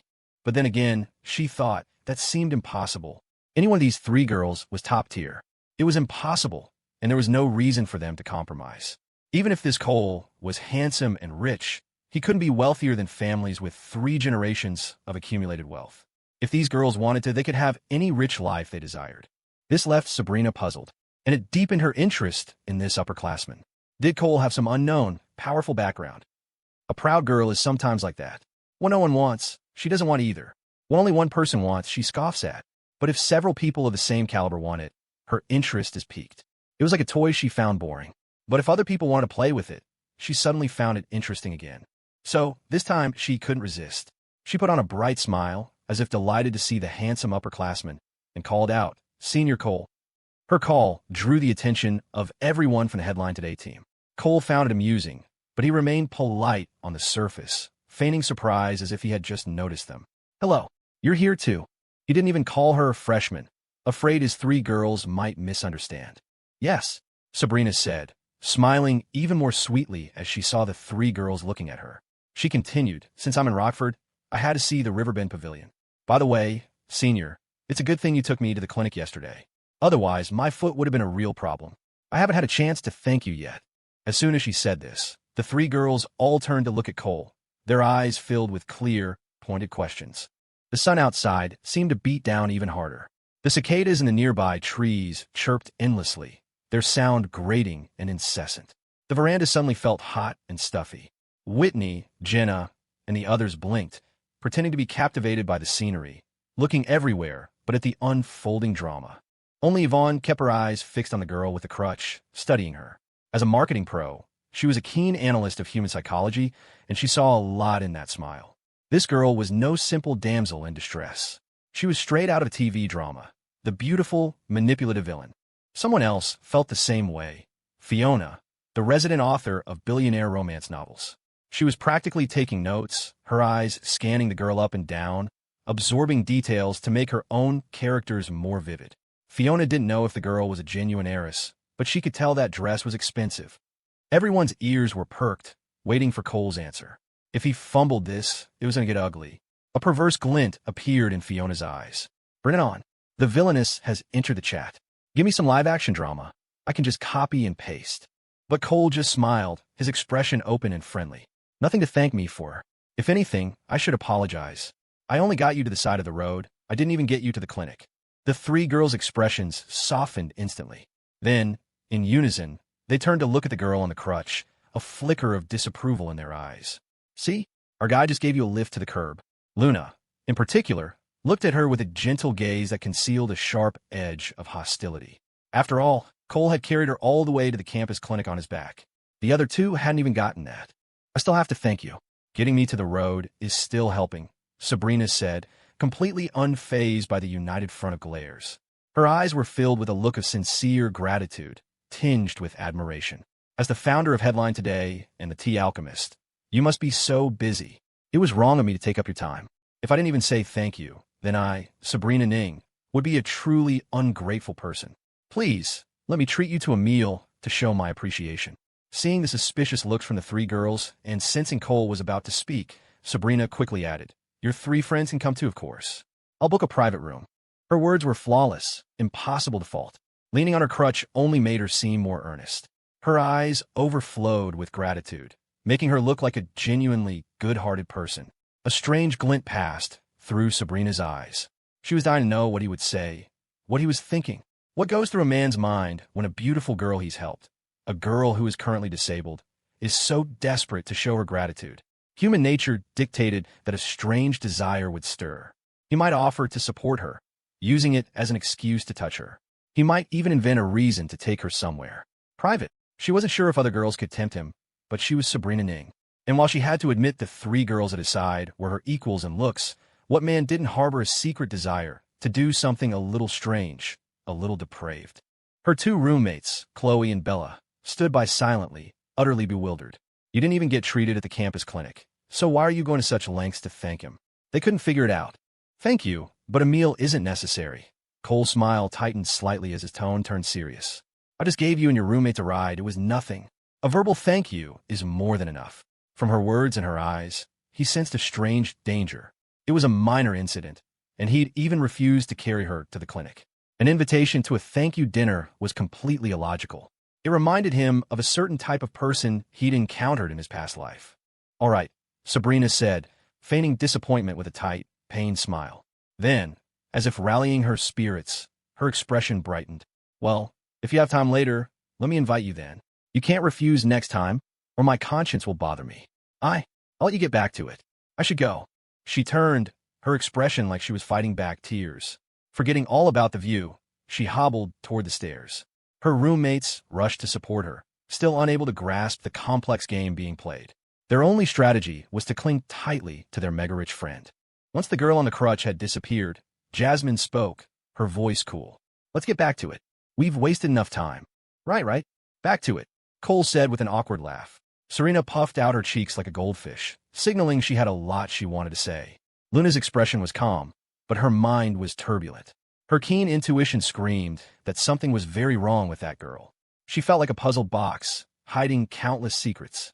Everything she said fell off, but in a way that was impossible to pin down. The view here is incredible, Cole said, gazing into the distance in an attempt to distract his 3 little babies. The river flows endlessly east, but the pavilion has stood for over 1,000 years.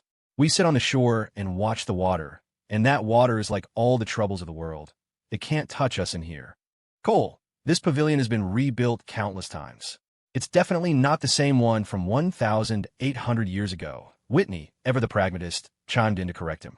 Fiona, Yvonne, and Jenna all shot Whitney a look. You just had to, didn't you? Rebuilding is normal, Cole said, his face a mask of serene wisdom, like a transcendent sage. Internally, he was cursing. Whitney, you and your big mouth. You're dead to me. I'm finding a reason to dock your bonus this year. Jasmine shot him a pointed glare. All right, that's enough. With that little smirk, I know exactly what you're trying to do. Serena and Luna, both sharp as tacks, understood immediately that he was trying to explain himself. In an instant, their worries evaporated. For some people, explaining is a cover-up. For Cole, it was a gesture, a sign of his attitude. The atmosphere returned to its previous harmony, and they got back to finishing the last few shots for the video. Downstairs, around a corner, Sabrina's face was dark. It sounded like this upperclassman hadn't given her a second thought, comparing her to the river's fleeting troubles. For someone as proud as she was, it was a bitter pill to swallow. Her mood for sightseeing was ruined. She silently returned to her Maybach 6S, stared for a moment at the spot where Cole's team was filming, and then drove away. As soon as they finished filming, Cole and his team rushed back to the office to edit the footage. That afternoon, the official Headline Today account released the video, pushing it to all users with a forced recommendation. Whether you liked scenery or not, you were going to see it. The scenery was nice, but the women were stunning. The online response was electric. The shots of Amy, Yvonne, and especially the 3 girls garnered a massive number of likes. The latter's like count was explosive. In reality, most of the footage of the 3 girls had been cut, with the final video focusing more on the pavilion, the river, and the city in the distance. But that didn't stop the internet's enthusiasm. They were just too photogenic. Beautiful scenery, beautiful people was the dominant theme in the comment section. The video ignited a wave of interest in the Riverbend Pavilion. That evening, videos from the other influencers were also released, all receiving a forced recommendation from Headline Today. A dozen different accounts posted videos from Mount Wudong, Inchi Grand Canyon, and Shenanjia. Though the editing was rushed, they all highlighted the beauty of the locations. Cole had Whitney collect all the online feedback and create a PowerPoint. It was the perfect excuse for some petty revenge. Eastwood University, School of Arts, Music Department. A girl's dorm room. Sabrina Ning stared blankly at her phone screen, watching the historical costume video released by Headline Today. There was no denying it. It was beautiful. If it were me in that video, she thought, it would be just as beautiful. Her phone buzzed with a new message. The information she'd requested had arrived. It detailed the relationships between those girls and Cole Chun. One was the administrative director, one the financial director, one the legal director.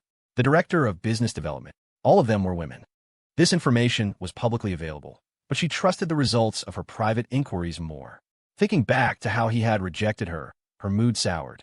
Her pride would not allow her to fail. 3 days later, on a Tuesday morning, Cole received a call from the state broadcasting network. They asked him to come in at 2 that afternoon for a detailed discussion, telling him to come prepared. The request was a bit last minute, but thankfully, Vanessa had given him a heads up. Cole, accompanied by Yvonne, arrived at a conference room on the 4th floor of the SBN building. It was empty. A projector sat on the table. Yvonne got her laptop connected and ready. They waited for a full half hour before the network executives finally arrived. Director Evans, a pleasure to meet you. Mr. Chun, it's great to have you. Director Evans greeted him with an approachable smile and a firm handshake. Mr. Chun, Deputy Director Gua also smiled and extended her hand. Cole quickly shook it. Deputy Director Gua, it's a pleasure. The other day, he had cheekily called her Rachel, but with the head director present, he had to stick to formal titles. The other staff, like the office manager and the editor-in-chief, all looked on with curiosity, sizing up the absurdly young CEO. There was envy and jealousy in their eyes, but their expressions remained respectful. The man's net worth spoke for itself, and word was he had been introduced by Vanessa Fan. The executive's time was limited, so Cole got straight to the point. After a brief introduction, he played the official Headline Today video. There was no grand, sweeping intro. It just opened with the sound of birdsong as Amy walked into the frame, looking up at the ancient Riverbend Pavilion. As she walked, ghostly overlays of ancient warriors and poets declaiming verses flickered across the screen, adding a sense of historical gravitas. The sight of the beautiful woman in the traditional silk gown made you feel like you had traveled back in time. The video ended with shots of the three girls, which pushed the classical aesthetic to its peak. Once the video finished, Yvonne switched to the PowerPoint, showcasing the videos from other influencers and the enthusiastic online response. In this era, media professionals were used to working by the book. They hadn't yet developed the modern mindset of chasing trends. Their goal was simply to produce a good show that would resonate nationwide. Seeing the flood of positive online comments, the SBN staff felt a sense of novelty. Directors, ladies, and gentlemen, Cole began slowly. Headline Today currently has nearly 80 million registered users, and that number is growing every day. Our platform uses an intelligent recommendation engine that can be incredibly effective in promoting the network's programs. It will undoubtedly help increase your viewership. You mean like these influencers, they'll gain a lot of followers? Deputy Director Gui asked. Yes, and the fans they attract will become loyal viewers of the network. It's essentially an entirely new channel for program promotion, Cole said with a smile. And what about running ads on the platform? What's the policy on that? She asked. The others perked up. This was a key question. Everyone, Headline Today, survives on advertising revenue, Cole said with a harmless smile. If you're just promoting your own programs, that's an extension of the account's own identity. But if the content includes promotion for other products, that's a different story. This was a bottom line he had to state firmly to avoid future disputes. He knew Deputy Director Gua was prompting him to get these things out in the open. The SBN staff understood. They could promote their own shows, but if they featured other products, it would be considered advertising, and Headline Today would take a cut. They got it. For Headline Today, traffic was its most valuable resource. It was like selling a show to the network, but the show contained product placement for which the network received no fee. That was obviously unacceptable.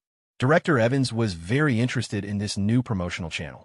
After asking a few more questions, he said they would consider it for a couple of days and then give him an answer. Director Evans, rest assured, if you create an account on Headline Today, you can assign someone to manage it, and our team will train them in marketing strategy. In this era, you had to teach them. Otherwise, the content they produced would be too traditional. That works. Director Evans nodded immediately, having already considered that issue. After leaving SBN, Cole visited the Department of Culture and the Tourism Bureau. These two departments, which would merge in 2018, gave him a reception that was polite but not particularly enthusiastic, likely out of respect for Vanessa Fan.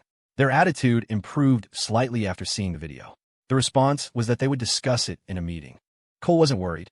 Shifting the mindset of an entire generation wouldn't happen overnight. He was content to have planted the seed.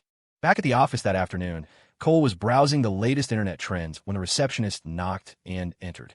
Mr. Chun, someone is here to see you. They're at the front desk. Okay, I'll be right there. Not thinking much of it, Cole headed for the reception area. He didn't have to walk far to see who it was. It was the girl on the crutch. What's she doing here? Seeing Cole, Sabrina, who was sitting on the sofa, immediately stood up, a sweet smile on her face. Hi, Cole. Heads popped up all over the office. The directors recognized her. It was that girl from the other day. Hello, can I help you with something? Cole was bewildered. Why had she come to his company? Was her gratitude really that persistent? Cole, I need to ask you for a favor, Sabrina said, walking up to him and clasping her hands together in a pitiful plea. A favor? What could I possibly help you with? I don't think. Cole sensed trouble and was about to refuse. All three of his girls were in the office today, not in class. But Sabrina cut him off. It's just a small favor. Please. Before he could react, she continued. For the freshman welcome showcase, I have a performance that needs a male harmony vocal. Your voice is perfect for it. Could you please help me? I'm begging you. In that moment, Sabrina looked so small and helpless that you couldn't help but want to say yes. Several of the guys in the office had already agreed 1,000 times over in their heads. Who could resist such a beautiful girl asking so sweetly? But Colchin could. He was immune. The office was quiet, and Sabrina's delicate voice carried easily. The three directors in the administration, finance, and legal departments all poked their heads out to look. Alarm bells screamed in Cole's mind. What is this? I can't even sing. What does she mean, my voice? Harmony? Right now, the only harmony I need to worry about is smoothing the situation over. As Sabrina spoke, a hush fell over the office. Employees pretended to work, but their ears were tuned in. All eyes were on Cole and the girl. It was clear this was a bold new offensive. Looking for a harmony singer, and she comes here? Did she not have a single male classmate who could help her? Yvonne was on high alert. The girl was undeniably making a play for Cole. Yvonne couldn't detect a trace of nervousness or cunning in her eyes, just what looked like a genuine, pure plea for help. But for a near stranger to come to his company and make such a public, saccharine request, that level of psychological fortitude was not normal. Yvonne was almost certain there was more to her than met the eye.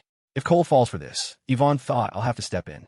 A woman-on-woman fight is the only way. She had a feeling this girl would be tough to handle, at least for Cole. I hope he sees through it. Please don't fall into this trap. The three girls were also watching nervously. Women know women. With their high EQs, they could sense her intentions were anything but pure. Jasmine's gaze was calm. She knew that Cole had to handle this himself. The girl's request was, on the surface, perfectly reasonable. If Jasmine intervened, it would only backfire, giving the girl an opportunity to play the victim card even harder. Besides, this was the office. If she stormed over, it would look like a catfight, providing gossip for the employees and putting Cole in an impossible position. But he can handle this, right? If he doesn't, I'm going to be angry. Serena and Luna just watched quietly. In a professional setting, you had to give the man his space. And for them to get involved would only complicate things. All these thoughts flashed through their minds in an instant. Well, you're right that my voice is good, but whether it's suitable is another question, Cole said, a sudden smile crinkling the corners of his eyes. It's definitely suitable, Cole. When you gave that speech on stage, I listened so carefully, Sabrina said, her eyes shining with joy and adoration. Your voice is so rich and powerful, yet clear. You're the perfect person for the harmony in my song. So please, you have to help me. I promise I'll thank you for it. Sabrina carefully controlled her expression, making sure not to betray any emotion that didn't fit the part. No man can resist a cute, innocent girl who seems ready to be plucked, right? This defenseless posture was the best way to ignite a man's more depraved desires. Today, she had deliberately worn her favorite custom Chanel piece, a beige, strapless A-line dress with cutouts at the waist. It showed off her pale shoulders and delicate collarbones while offering a tantalizing glimpse of her slender waist. The perfect fit accentuated the curves of her hips. The hand-embroidered silk brocade was the most expensive of its kind, radiating luxury and nobility. The dress alone was worth over $30,000. Her faint fragrance was also top-of-the-line Chanel, a scent designed to mimic a young girl's natural aroma, enough to make even the most stoic man feel an urge to lean closer. Sabrina wanted to make it clear. She was a rich girl, and she was naive, innocent, and worshipped him. And now, her foot was injured. This would trigger something deep in his psyche. The fantasy of taking advantage of her, touching her under the guise of caring for her, and finally, ravishing the daughter of a tycoon. Every man wants that, right? A cold, detached part of Sabrina's mind observed the scene, waiting for him to take the bait. She was very satisfied with her performance, very confident. It was why she never bothered to major in acting. The best acting is to make every state a genuine part of yourself. Once he fell in her trap, she could shatter his fantasy whenever she pleased. I hope he can last a little while, she thought. Otherwise, it'll be no fun at all. Anyone who underestimated her deserved to be punished. Sabrina Ning would not allow her charm to be questioned. Cole shook his head and gestured to the sofa. Have a seat. You must be tired of standing. You can put your crutch aside. No one's going to steal it. At that last line, some of the female employees hiding behind their monitors struggled to stifle their laughter. Every girl in the room was uncomfortable with the visitor's attitude, especially her blatant attempt to seduce their handsome, brilliant, god-tier boss. Fiona hid her face behind her screen, biting the back of her hand to keep from laughing out loud. Her other hand was furiously taking notes. Ooh, that's a good line. Sabrina's expression didn't change. Her smile remained sweet and pure, now with an added layer of gratitude. She was so innocent, she didn't even register the sarcasm about her crutch being stolen, instead feeling even more grateful for his concern. Okay, Cole, but you can't run away. I need to explain the situation to you. She used her single crutch to hop back to the sofa, sitting down and elegantly crossing her legs. She carefully leaned the crutch against the wall, making sure it was stable before turning back to Cole, who had taken a seat in the armchair opposite her. She offered him an apologetic smile. I'm sorry, Cole. I know this is a bit rude of me, but I'm really worried about my performance. I'm so sorry. In truth, after a night's sleep, she barely needed the crutch. She could walk with a slight limp, but she had brought it anyway. What man wouldn't want to rub medicinal oil on the ankle of a beautiful, defenseless, fragrant girl dressed in designer clothes? Then, seeing how innocent she was, he would take the opportunity to touch her calf, and then her thigh. Cole was a man. He couldn't escape that psychology. This upperclassman was different from most guys, though. He was surrounded by beautiful women, so his boiling point was naturally higher. But that was fine. She had her status as an ace up her sleeve. No one could resist the thrill of ravishing a tycoon's daughter. To complete her performance of pure innocence, Sabrina didn't even glance at the other three girls. As the second round began, the office fell silent again. The employees were thrilled. They focused on their work, but their ears were wide open, listening to the story unfold. Some were typing furiously, pretending to be in serious work discussions, but actually chatting with their neighbors about the drama. Yvonne, meanwhile, breathed a sigh of relief. She was fairly certain Cole was aware of what was happening. She calmly went to the break room to get some water. A guest was a guest, after all. You had to be polite. The three girls also returned to their desks. Since Cole had it under control, there was no need to hover. They could just listen, but they didn't go back to their own desks. They moved several cubicles forward, swapping seats with other employees so they could hear more clearly. It's okay, go on. What's the situation? Cole said, his face a mask of sincerity, as if he were eager to hear her story. Sabrina put on a troubled expression. Cole, I had prepared a song and dance number, but now with my foot, I had to change it at the last minute. The one song I'm best at really needs a harmony part to sound good. I've been looking for someone for 2 days, but no one has been right. Then I remembered your speech, your stage presence, and your voice. It's just perfect. That's why I worked up the courage to come find you. You're not mad at me for being so forward, are you? She finished with a look of apprehension. No, and what good would it do if I were? You're already here, Cole said with a small smile. I'm sorry, Cole, Sabrina said, folding her hands on her lap. She gave an embarrassed shrug and tugged at the hem of her skirt, as if trying to cover more of her thighs. She was well versed in psychology. A small, subtle movement like that would often draw a man's eyes. This time, she was disappointed. He didn't look. Instead, he was staring at her with surprise, his face an open book of O, so that's how it is. He seemed to have genuinely bought her story. Sabrina didn't let it bother her. This guy has probably seen so many beautiful women that his reflexes are just a bit slower. Nothing to be sorry for. I sympathize with your situation, but I'm afraid I can't help with the harmony, Cole said with a sigh, looking genuinely troubled. This voice of mine is fine for speeches. It's loud enough. But if I try to sing, I'll scare the audience to death. I don't even know what harmony is, let alone how to sing it. How could I possibly help you? He was telling the truth. In his past life, he'd been to karaoke plenty of times, but what he did wasn't singing, it was howling. And even if he could sing, he wouldn't do this. I can teach you, Cole. It's really simple, Sabrina said, her eyes wide with urgency. It's your voice I need. It's just a few lines, it'll be fine. Please help me. I'm begging you. She pressed her palms together, pouting, her expression pleading. I really can't. I'll ruin your performance, and then I'll be the villain, Cole said, shaking his head with another sigh. You should find someone else. If you can't find anyone suitable, I can recommend someone. My roommate, Frank from Maine. Last time, he was holding a basketball in one hand, singing and dribbling at the same time. His voice didn't even crack. He could sing a sea shanty while running circles around someone. He's incredible. Too bad he wasn't wearing overalls, Cole thought wryly. But, Cole, I think you're the most suitable one. You're such a good person. I'd be scared with anyone else, Sabrina said, her brow furrowed, as if a worrisome thought had just occurred to her.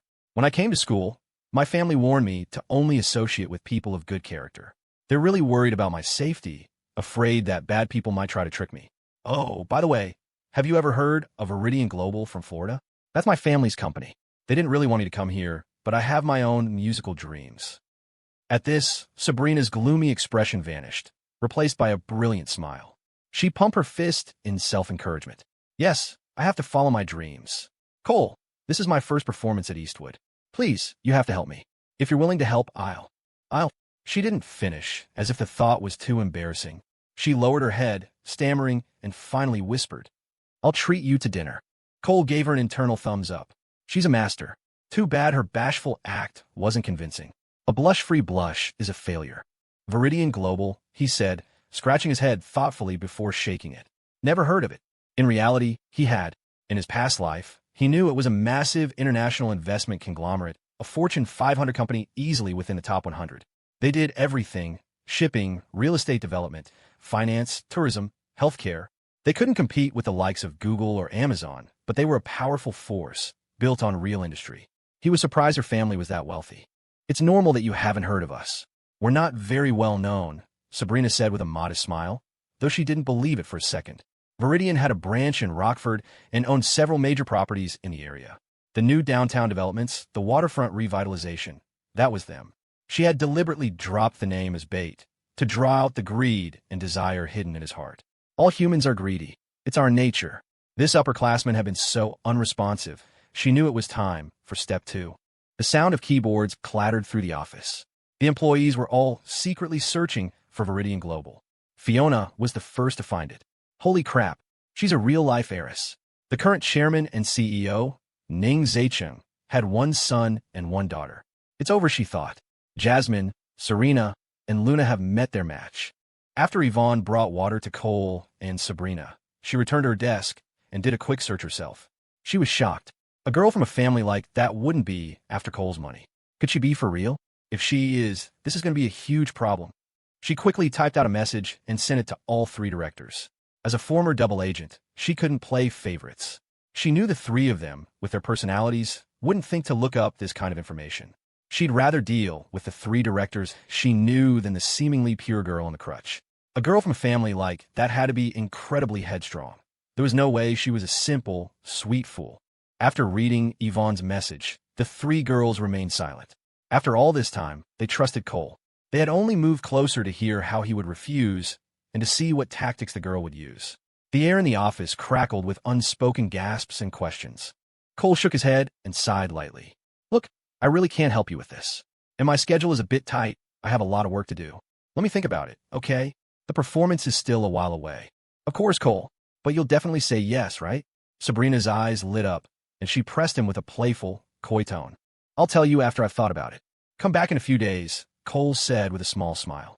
Well, okay, Sabrina said, looking dejected. Then, forcing herself to be cheerful, she said then, Can I get your number? Don't worry, I won't bother you. Sure, I'll give it to you, Cole replied. The moment he said that, the entire office fell dead silent. The faces of the 3 girls changed. Serena almost couldn't stop herself from storming over. Yvonne was stunned. Cole, have you lost your mind? Are you really going to chase after this rich girl? But the number Cole rattled off made her pause. It sounded familiar, but it wasn't his. A moment later, it clicked. Holy crap, that's my number. So my number is 2329. Cole continued smoothly. My assistant manages my communications, since I'm usually busy. She handles all the minor stuff like responding to messages. So if the contact info shows a female name, don't be surprised. Sabrina's eye twitched. An assistant handling his messages wasn't surprising. Big bosses didn't have time to log into their own accounts, let alone reply to messages. The older generation didn't even have accounts. Maybe he really was that busy. But the phrase, my assistant handles the minor stuff, made her think of its unspoken, cruder counterpart. Is he like that too? Even if he was, it didn't matter. This was just a game for her. Once he exposed his ugly side, she'd get bored. This guy was good at hiding his intentions. He still hadn't shown a hint of lust for her. It was unnatural.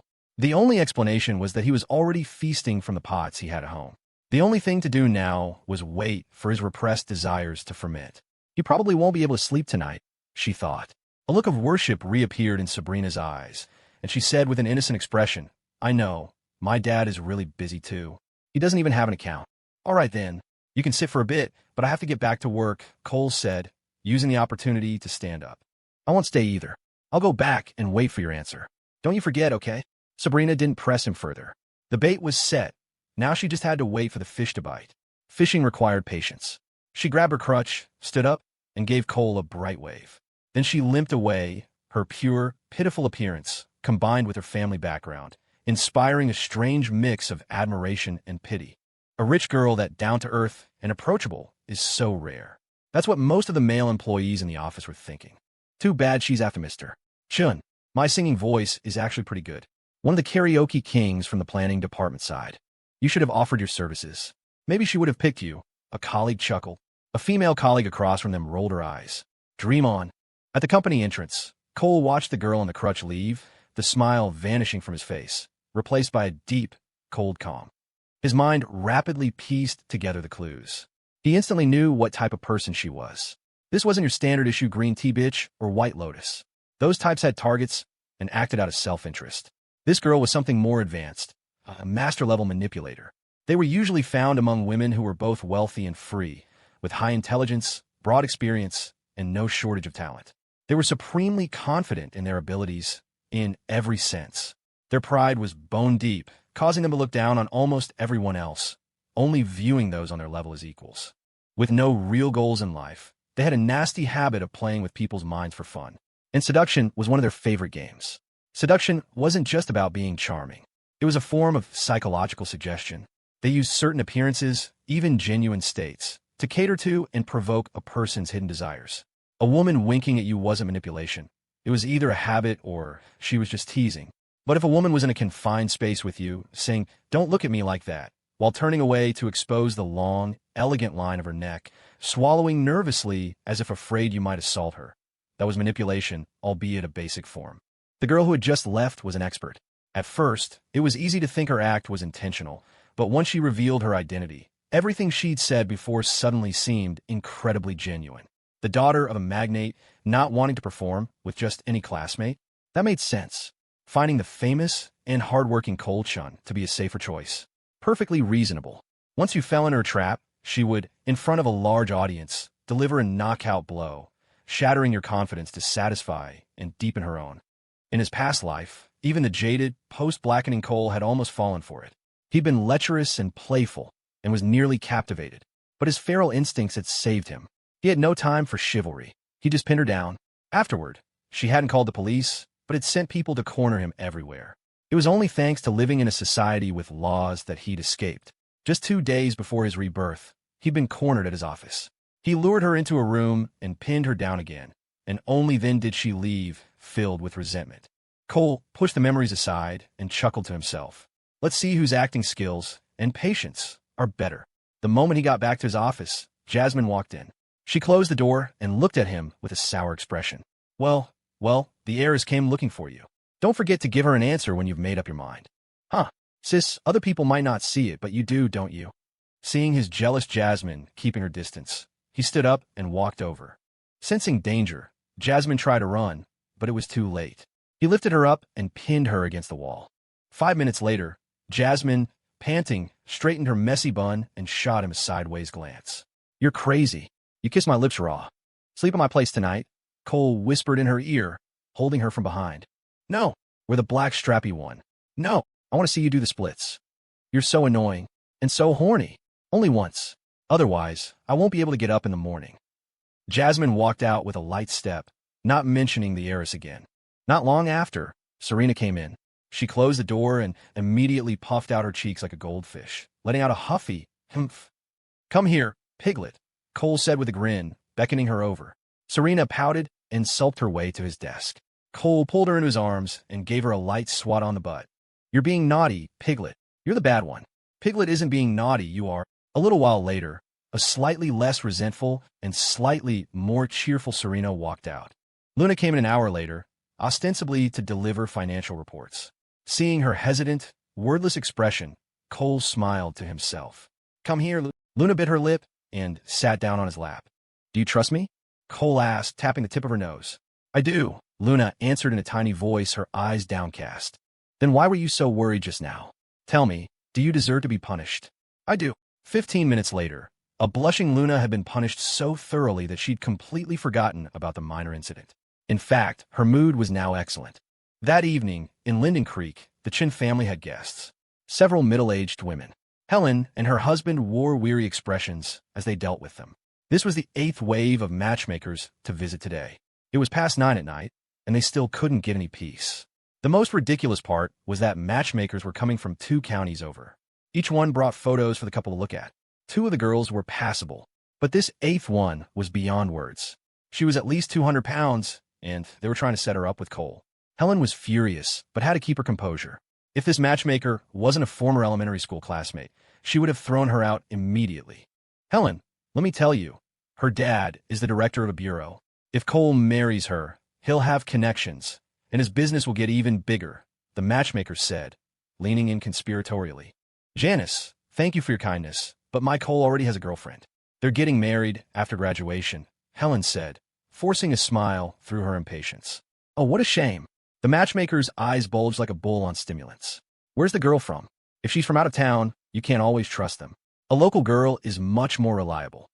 She is local. It's all settled. We've known her family for years. Thank you, Janice.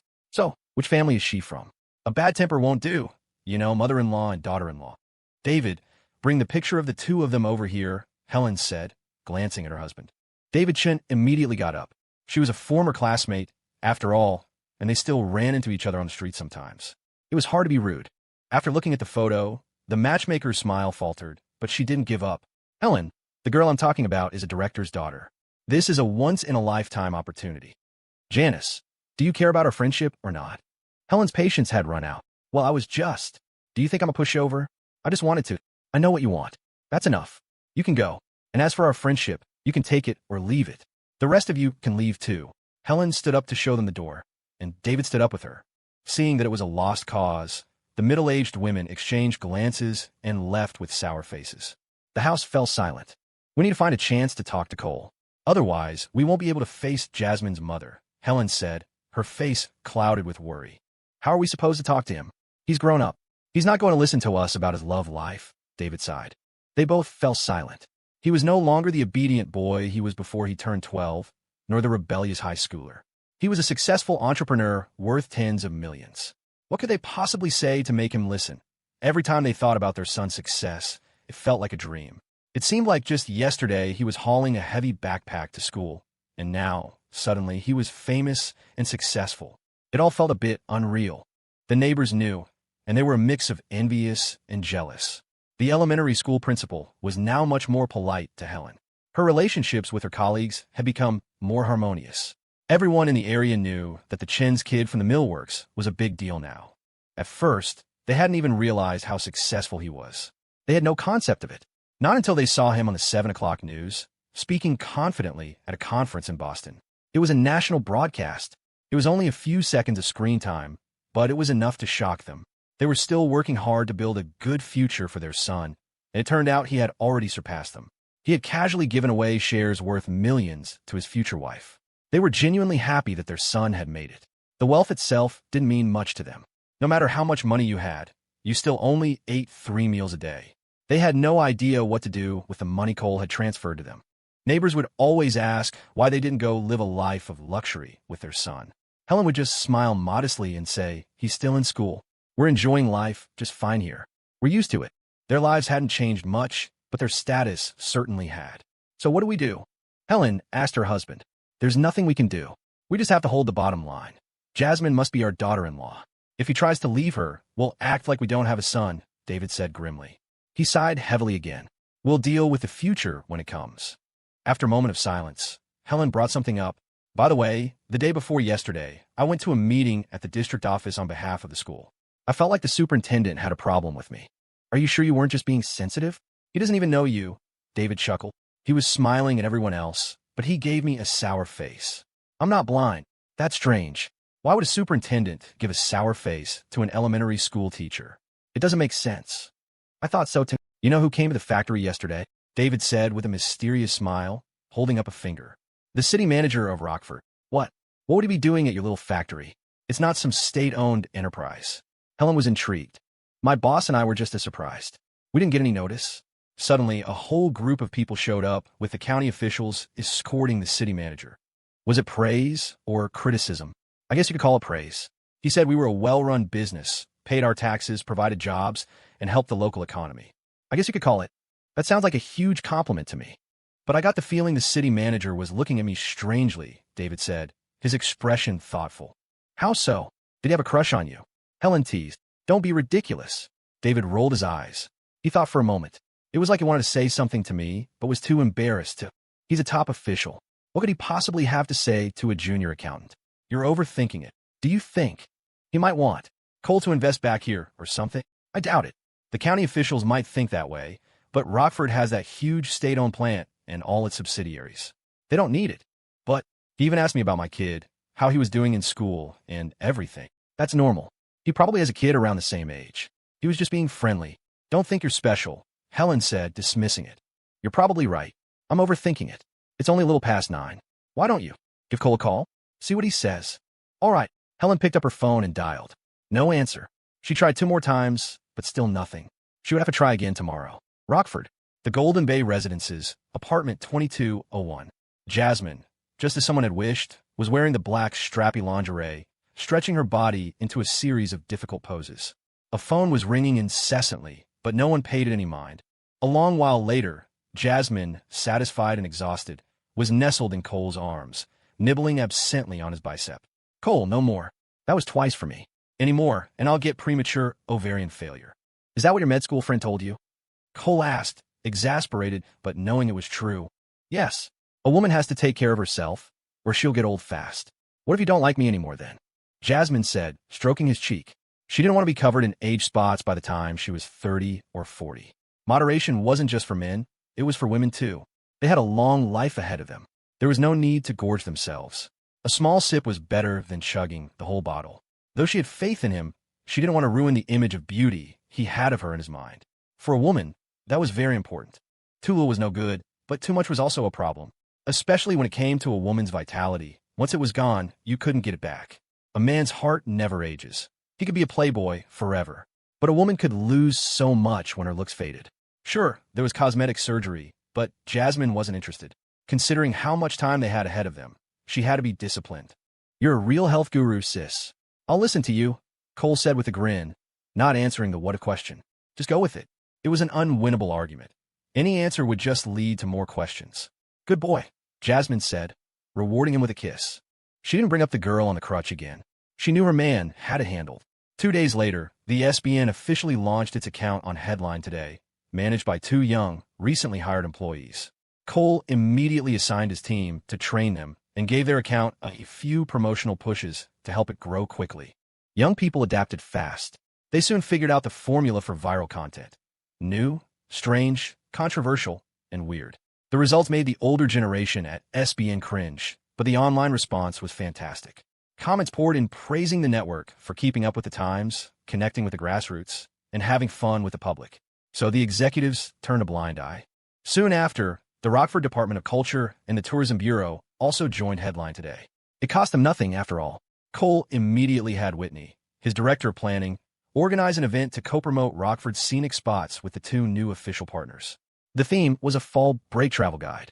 He made Amy the face of the campaign, which also served as a convenient promotion for the short drama she was filming. During the event, someone asked, "Why don't we see the other 3 models from the video?" Amy's answer was direct. They're company executives. They were just helping out that day. No one asked again. After this series of moves, Headline Today's reputation grew even stronger. A website with official government participation felt completely different. It gave them a certain cachet.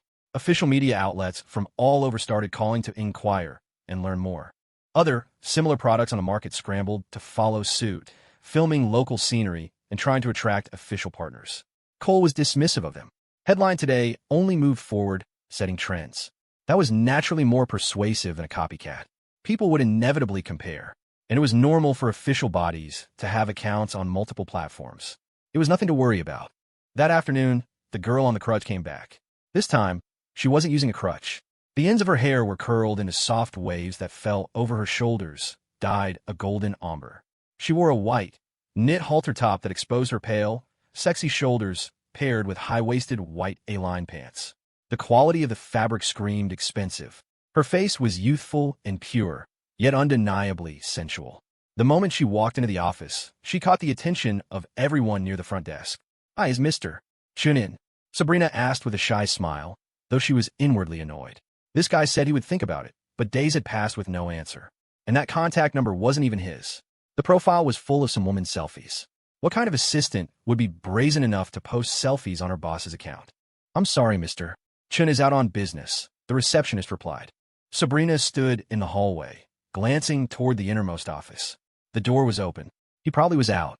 "All right, I'll come back another time," Sabrina said with a smile, forcing down her irritation. She was Sabrina Ning, to be ignored repeatedly like this. Had her performance the other day not captivated him at all? It was completely illogical. If she had acted that way with any other male student, he would have been tripping over himself to say yes. It seemed he really was feasting from the pots he already had. Sabrina was furious. She didn't care about his achievements. She just wanted to prove her own charm. The most famous student entrepreneur in the entire university, utterly devoted to her. What a wonderful feeling of satisfaction that would be. And then, in front of everyone, she would declare that she wasn't interested in him and tell him to stop pestering her. Her reputation would skyrocket. The next time she performed on stage, people would instantly remember her as the aloof goddess who had rejected the great Cold Chun. That label would do wonders for her fame. The moment she turned around, her expression darkened. This outcome was unacceptable. By the time she reached the elevator, her face was back to normal, but her eyes still held the sting of humiliation. Gradually, it transformed into a look of fierce determination. A man who's hard to conquer is more interesting. The pleasure of shattering his fantasy will be all the greater. The freshman welcome showcase was fast approaching, which meant her harmony singer plan was dead in the water. But it didn't matter. There was still plenty of time. Every man had a weakness. She would find a way. In the Headline Today office, Cole sipped his tea. The receptionist had just left. With a woman this rich and bored, you just had to be more patient. Every extra meeting was just another chance for her to perform. Now that he had his 3 girls, he couldn't just pin her down like in his past life. He would lose the loves of his life. The best method was to wear her down, to let her schemes fester inside her. Aside from this not-so-troublesome trouble, other minor annoyances had popped up recently. The last few times he'd gone back to his dorm, he'd run into first-year girls downstairs. All different types. The most ridiculous was a girl who wanted him to help her with her homework. It was a heartbreakingly flimsy excuse. It would have made more sense if he were asking her for help. It was just awkward. The sound of high heels approached, and Yvonne appeared at his door. "Mr. Chun, it's time to go." "Okay." Cole put down his cup, grabbed his car keys, and walked out. A well-known shoe company wanted to discuss a promotional deal and had requested to meet with him personally to better understand Headline Today's marketing power. If the deal went through, they would deposit $1 million to be used for a continuous promotional campaign until the funds were exhausted. A big order like that was certainly worth the boss's personal attention. Meanwhile, 3 miles away at the 5-star Solstice Hotel, in a luxury suite on the 16th floor, a man snapped a power outlet cover back into place. He turned and said, "It's installed. Just remember to turn it on when you come in." "It's not enough," the young man in the dress shirt standing nearby said, shaking his head. "Anything can happen. If something blocks the view, this whole opportunity will be wasted. It's unlikely. Who's going to block a power outlet? And when he's out of it, he won't be thinking straight," the man said dismissively. "You stay in the room. If it gets blocked, use the camera," the young man said, pointing under the bed. But the man hesitated. The space under the bed was tight. It would be uncomfortable. "I'll add 2,000, the young man said flatly. "No problem." The man agreed immediately. He pulled out a digital camera and, without another word, lay down on the floor and began to painstakingly squeeze himself under the bed. The young man checked the floor for any marks left by the man's entry, and once satisfied, he left and went to another room where a young woman was sitting. The woman was in her late 20s, dressed in a gray skirt suit with black stockings and high heels. Her face was pretty, with a gentle, intellectual quality that also hinted at a submissive fragility, making one feel a mix of protectiveness and a desire to dominate. The young man in the shirt smiled at her and handed her a key card. "When the time is right, I'll get their CEO and his assistant out of the room." He then handed her a small, round capsule. "Keep this safe.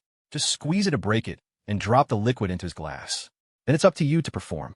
You'll get another 10,000 after the photos are taken, and the final 10,000 after you complete the follow-up. A flash of conflict crossed the young woman's eyes, but it was quickly consumed by greed. All I have to do is let my body be photographed. This is $30,000. When would I ever earn that much? She had already received a $10,000 deposit. Not only did she have to act out a bedroom scene, but she also had to cry to the media afterward and go through the motions of filing a lawsuit. As for her reputation, who cared? Besides, her target was the rising star of a famous internet company. He was young and handsome. Even if it became real, she wouldn't be losing out. And if he took responsibility for her, she'd hit the jackpot. The man in front of her was the operations director of a small media company, introduced to her a month ago by her best friend. He had spent a lot of time and money building a rapport with her, listening patiently as she poured out her troubles. They had slept together. A few days ago, after one of their trysts, he had proposed this deal. Although she was a little hurt, the allure of the money far outweighed her feelings. And when she learned her target was not only rich but also handsome, she agreed without a second thought. It was a great deal. Now, hearing about the $20,000 balance, the last shred of her anxiety vanished.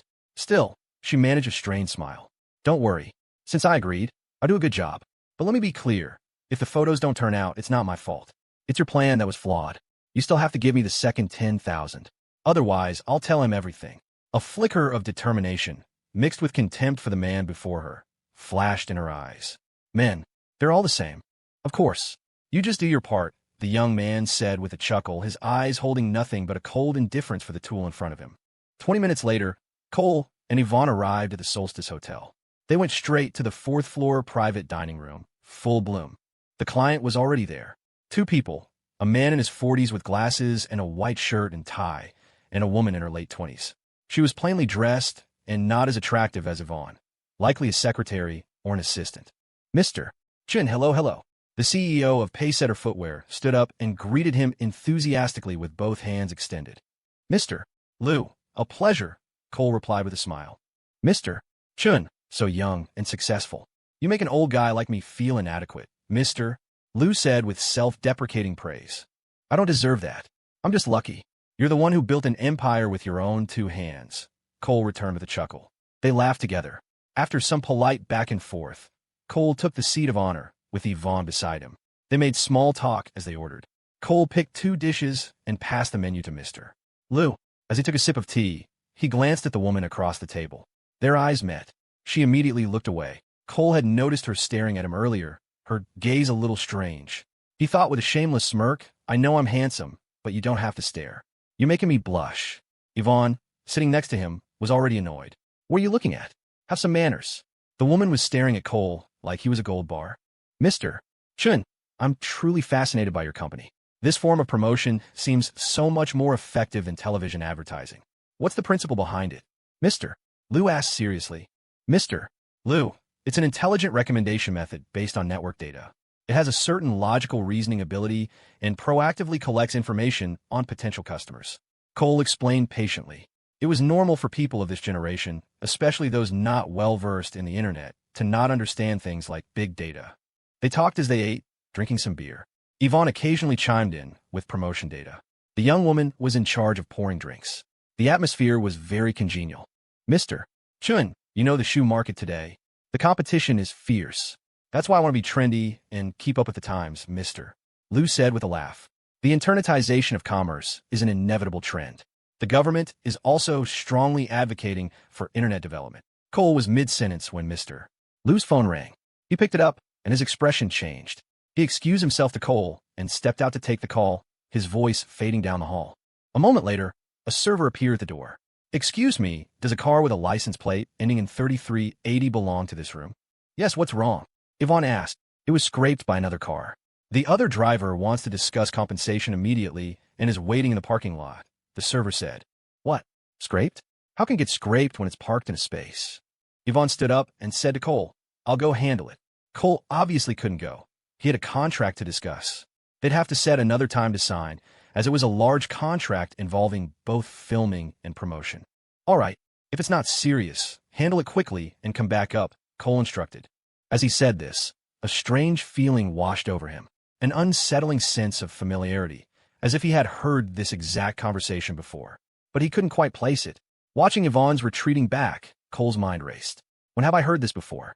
He instinctively glanced at the young woman across from him. She was taking a bite of food and happened to look over at him. Maybe it was his imagination, but he thought he saw a hint of nervousness in her eyes. Just as Yvonne walked out the door, a flash of lightning illuminated his mind. Holy shit, I know the script. In his past life, he had hired a foot masseuse to play an innocent girl, pretending to be his new assistant. He had arranged a dinner with a competitor to talk peace. During the meal, he had someone scrape the competitor's car to lure his manager away. Then he pretended to get a phone call and stepped out. The masseuse then got the competitor drunk, crying about how her boss was trying to make moves on her, but she'd always managed to fend him off, sobbing that today she was afraid she wouldn't be able to. The nearly 40-year-old man was instantly captivated.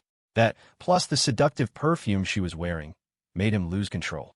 He promised to protect her, and they drunkenly went to a hotel room. Cole hadn't been trying to take photos for blackmail. That was illegal.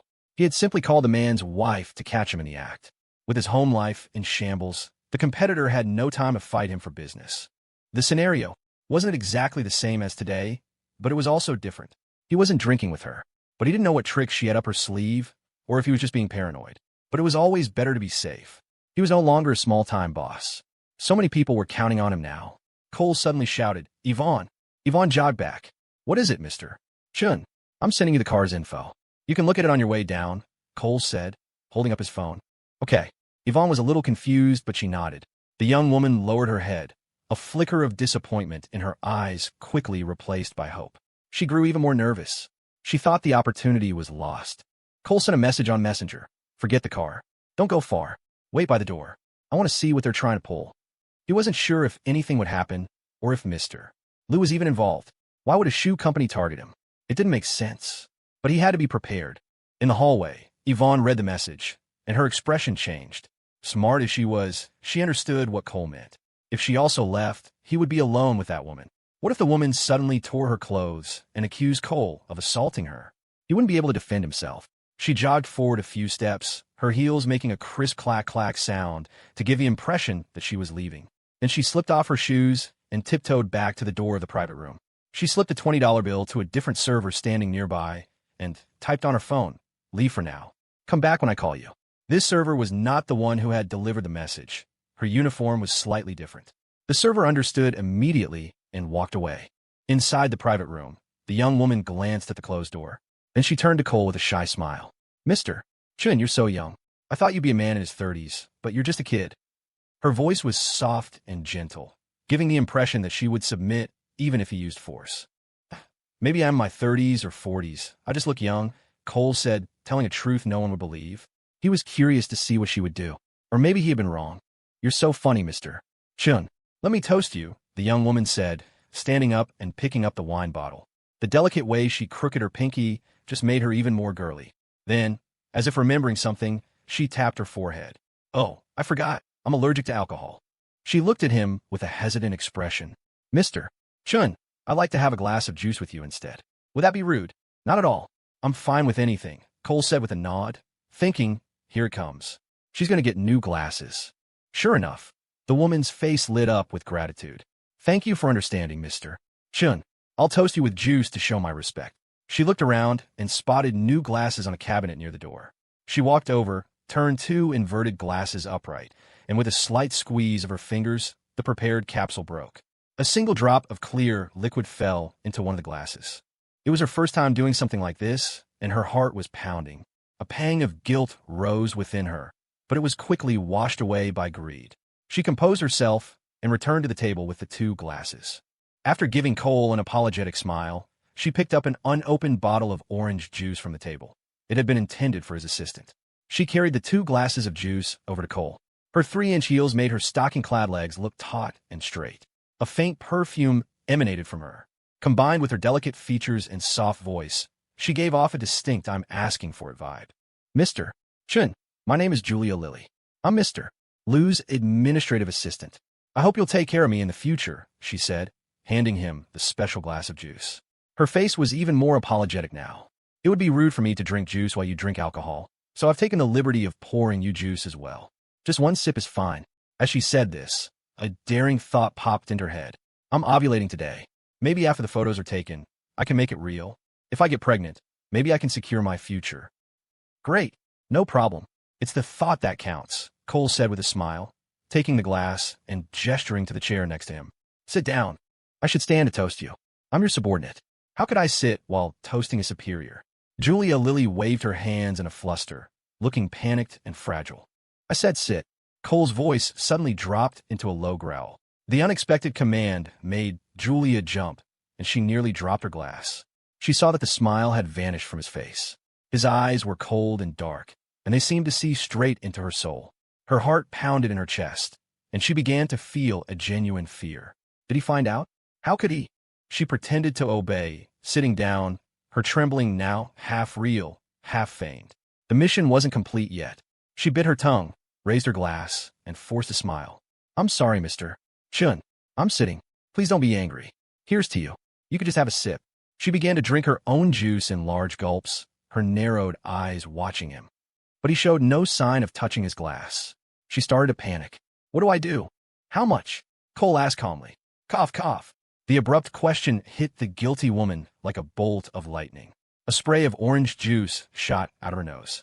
She fumbled to put her glass down, grabbing a napkin to wipe her face. Her heart was about to leap out of her throat. What does he mean by that? What does he mean? After cleaning herself up, she ignored the burning sensation in her nose and pretended not to understand. Mr. Chun, I don't know what you mean. How much for what?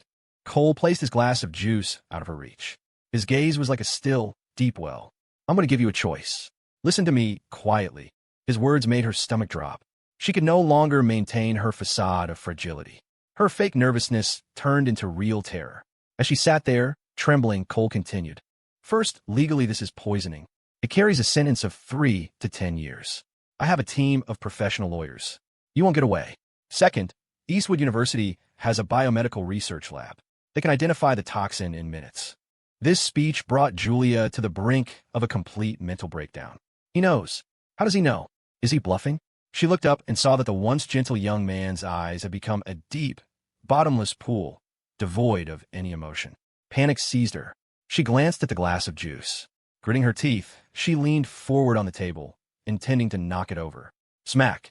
A sharp slap sent her tumbling to the floor. I forgot to tell you, Cole said coolly. I don't discriminate when I hit people. The door burst open, and Yvonne rushed in. Seeing Cole was unharmed, she let out a sigh of relief. Cole saw she was barefoot and understood immediately what she had done. He gave her a mental thumbs up, feeling a warmth spread through his chest. Director, Yvonne has CEO potential. He waved his hand, signaling for her to close the door. Looking down at Julia, who was huddled on the floor, clutching her face, he continued. Furthermore, if you confess and report the crime, that's considered turning yourself in. You'd be cooperating with the authorities. With me speaking on your behalf, your sentence would definitely be lighter. Probably just a few months. Finally, if you cooperate, I'll give you $20,000 for living expenses when you get out. Cole laid out his terms directly. There was no need to complicate things that could be solved with money. Without a sufficient incentive, she would be too scared and would insist she acted alone. The person who hired her would likely use money to persuade her to take the fall while dragging out the case as long as possible. They would use the opportunity to stir up a storm online, claiming he tried to assault her in a private room and that she was a victim he was now trying to crush. The public wouldn't know the truth and could easily be swayed. A case like that could drag on for a long time, which would be very bad for him. The only way was to buy her off and make her turn on them. Make the mastermind pay the price. And he would really give her the $20,000. It was payment for her services in taking them down. I'm done talking. I'll give you 1 minute to think. Are you with me or against me? Cole wasn't smiling, nor was he angry. He was completely calm. He hadn't even mentioned what was in the glass. The moment she had gone for new glasses, he knew she was going to drug him. It was the only way to do it without him seeing. This woman was an amateur. She couldn't possibly pull it off flawlessly. Now, it was up to her to choose. Julia's face was a storm of conflicting emotions, her pupils constricted. A sea of terror washed over her. She couldn't believe she'd been caught on her very first attempt. How'd he know? His words echoed in her mind. She was terrified, but she was also rapidly calculating her options. The room fell silent. Julia climbed back in her chair, her head bowed, her expression hidden, but her body trembled uncontrollably, revealing the turmoil within. Cole watched her silently. Yvonne sat down next to him, not saying a word. She could piece together what had happened just by listening. After several long minutes, the woman lifted her head. Her eyes were red. Her voice trembled as she spoke. Will you really speak for me? And will you really give me the 20,000? Cole Chun, I'm a man of my word, Cole said, reflexively thumping his chest with his fist. It was a goofy gesture, but it seemed to reassure the woman he had just slapped. She wasn't stupid. In fact, she was quite smart. Otherwise, she wouldn't have been chosen as an administrative assistant. Did she have regrets? Of course. But in the face of money, even smart people can make foolish choices. It had come to this. She couldn't deny it. The drug was in the glass. The biomedical lab he mentioned would definitely detect it. Everyone knew about Eastwood's medical school, and he undoubtedly had a legal team, a company that big had to have a law department. If she had no one on her side, she would really be going to prison for years. Her youth would be over. The choice between cooperating and becoming the woman who saw the light, or being stubborn and foolish, didn't seem very difficult. Plus, there was a $20,000 safety net. After the case was closed, the $10,000 she had already received would be confiscated as illicit gains. She would be left with nothing and would still have to go to prison. She would lose everything. Earning $20,000 for a few months in jail? That was a fantastic deal. Most importantly, it would save her from being blackmailed in the future. There would be no loose ends. Still, she hesitated. This Cole Chun was so young, yet so calm and decisive. Would he also be decisive enough not to pay her? What if you don't keep your promise? Besides trusting me, what other choice do you have? Cole laughed. What kind of nerve do you have getting involved in something like this? You know full well that once someone has this kind of leverage over you, they can make you do anything. Even if they tell you to go sleep with a dog, you'll have to do it. So, I ask you, which is scarier? His words silenced her again. She touched her stinging cheek. Before, all she could think about was the money. She hadn't thought about the long-term consequences. Now that she did, a chill ran down her spine. She bit her lip, finally making her decision. Mr. Chun, I'll confess. I'll report them. Please help me. My family needs the money. Cole held up a hand to stop her. Stop. I will honor my promise. Find me when you get out, and I'll transfer the money. I don't need to hear the rest of your story. That's your business, and I'm not interested. I'm only interested in the person who put you up to this. His blunt, almost cold words only made her trust him more. She stammered. I'll tell you everything. Yvonne, Cole said. Call Whitney and have her bring a camera over. From the moment the police arrive, you are in charge of recording this glass of water. Wherever this glass goes, your camera goes. Got it, Mr. Chun. Yvonne, having pieced together the situation, was horrified. She immediately stood next to the glass and called Whitney, careful not to touch it and leave more fingerprints. She shot the woman a venomous glare. Thank God Cole is so sharp. Cole also took out his phone and called Officer Miller directly. At that moment, Julia understood. This Cole Chun had never let his guard down for a second. His level of caution was extraordinary. Who would even think of these things? Soon, Officer Miller arrived at the hotel with 6 officers, including the rookie, Officer Riley. Their presence in the lobby of the upscale Solstice Hotel caused a small stir. The restaurant manager followed them to the private room, but was stopped at the door by an auxiliary officer. After hearing the story, the police were shocked. Miller immediately sent 2 officers to the 16th floor. They also handcuffed the promptly repentant and confessing Julia Lilly. A few moments later, the officers upstairs reported that they had made an arrest. The man had indeed been hiding under the bed with a digital camera. Officer Miller, I need to take this glass of water to the Eastwood University Medical Lab for testing. I don't trust any other place, and I need to have it recorded the entire time. Is that a problem? Cole asked, looking at Miller. No problem, but you have to get it back to me after the test, and I'll need the original recording. This is all evidence. Be quick about it. Miller agreed after a moment's thought. It wasn't exactly by the book, but rules were made to be broken. Understood. Cole immediately called Professor Diaz, asking for her help getting the sample tested at the medical school's lab. Hearing the situation, Professor Diaz agreed solemnly. A few minutes later, Whitney arrived with a professional videographer from their team. She was horrified when she heard the story. Taking over from Yvonne, she kept a close eye on the glass of water. A police officer holding the glass accompanied them to Eastwood. Cole and Yvonne went with the police to the station to file a report. As for the parking lot, someone was sent down to check, but the other car was gone. At the Eastwood lab, with Professor Diaz's involvement, the results came back quickly. The water contained GHB, also known as a roofie. It could knock someone out in seconds, but when mixed with alcohol, it had a chance of being fatal. Once the test results were sent to the police station, what started as a simple case became a major investigation into the attempted murder of the founder of Headline Today. The case was no longer the precinct's responsibility. The city's major crimes unit took over. Based on the informant's testimony, they quickly coordinated with law enforcement in the perpetrator's location and prepared to travel to New York City to make an arrest. As he was leaving the station, Cole looked at the terrified Julia and gave her a look that said, "I'll keep my promise." The woman had told him everything. He had also lied, saying that she had a change of heart and confessed to him voluntarily. To him, this woman was irrelevant. He wanted to go directly after the mastermind to avoid future trouble. He had just stepped out of the station when he got a call from Mr. Liu of Pacesetter Footwear. "Mr. Chun, I'm so sorry. I didn't arrange this. I had no idea. I got a call that someone found a nail in a pair of our shoes and was making a huge fuss online. That's why I left for a bit. I wasn't making an excuse, Mr. Chun." "Mr. Liu, your assistant already told us it wasn't you." "Don't worry," Cole said with a small laugh. He believed it wasn't Mr. Liu. A shoe company had no reason to target him. "Oh, thank you, Mr. Chun. Thank you. I was so worried." Mr. Liu was breathing heavily on the other end of the line. "Don't worry. We'll continue our talk tomorrow. It's no problem." Yes.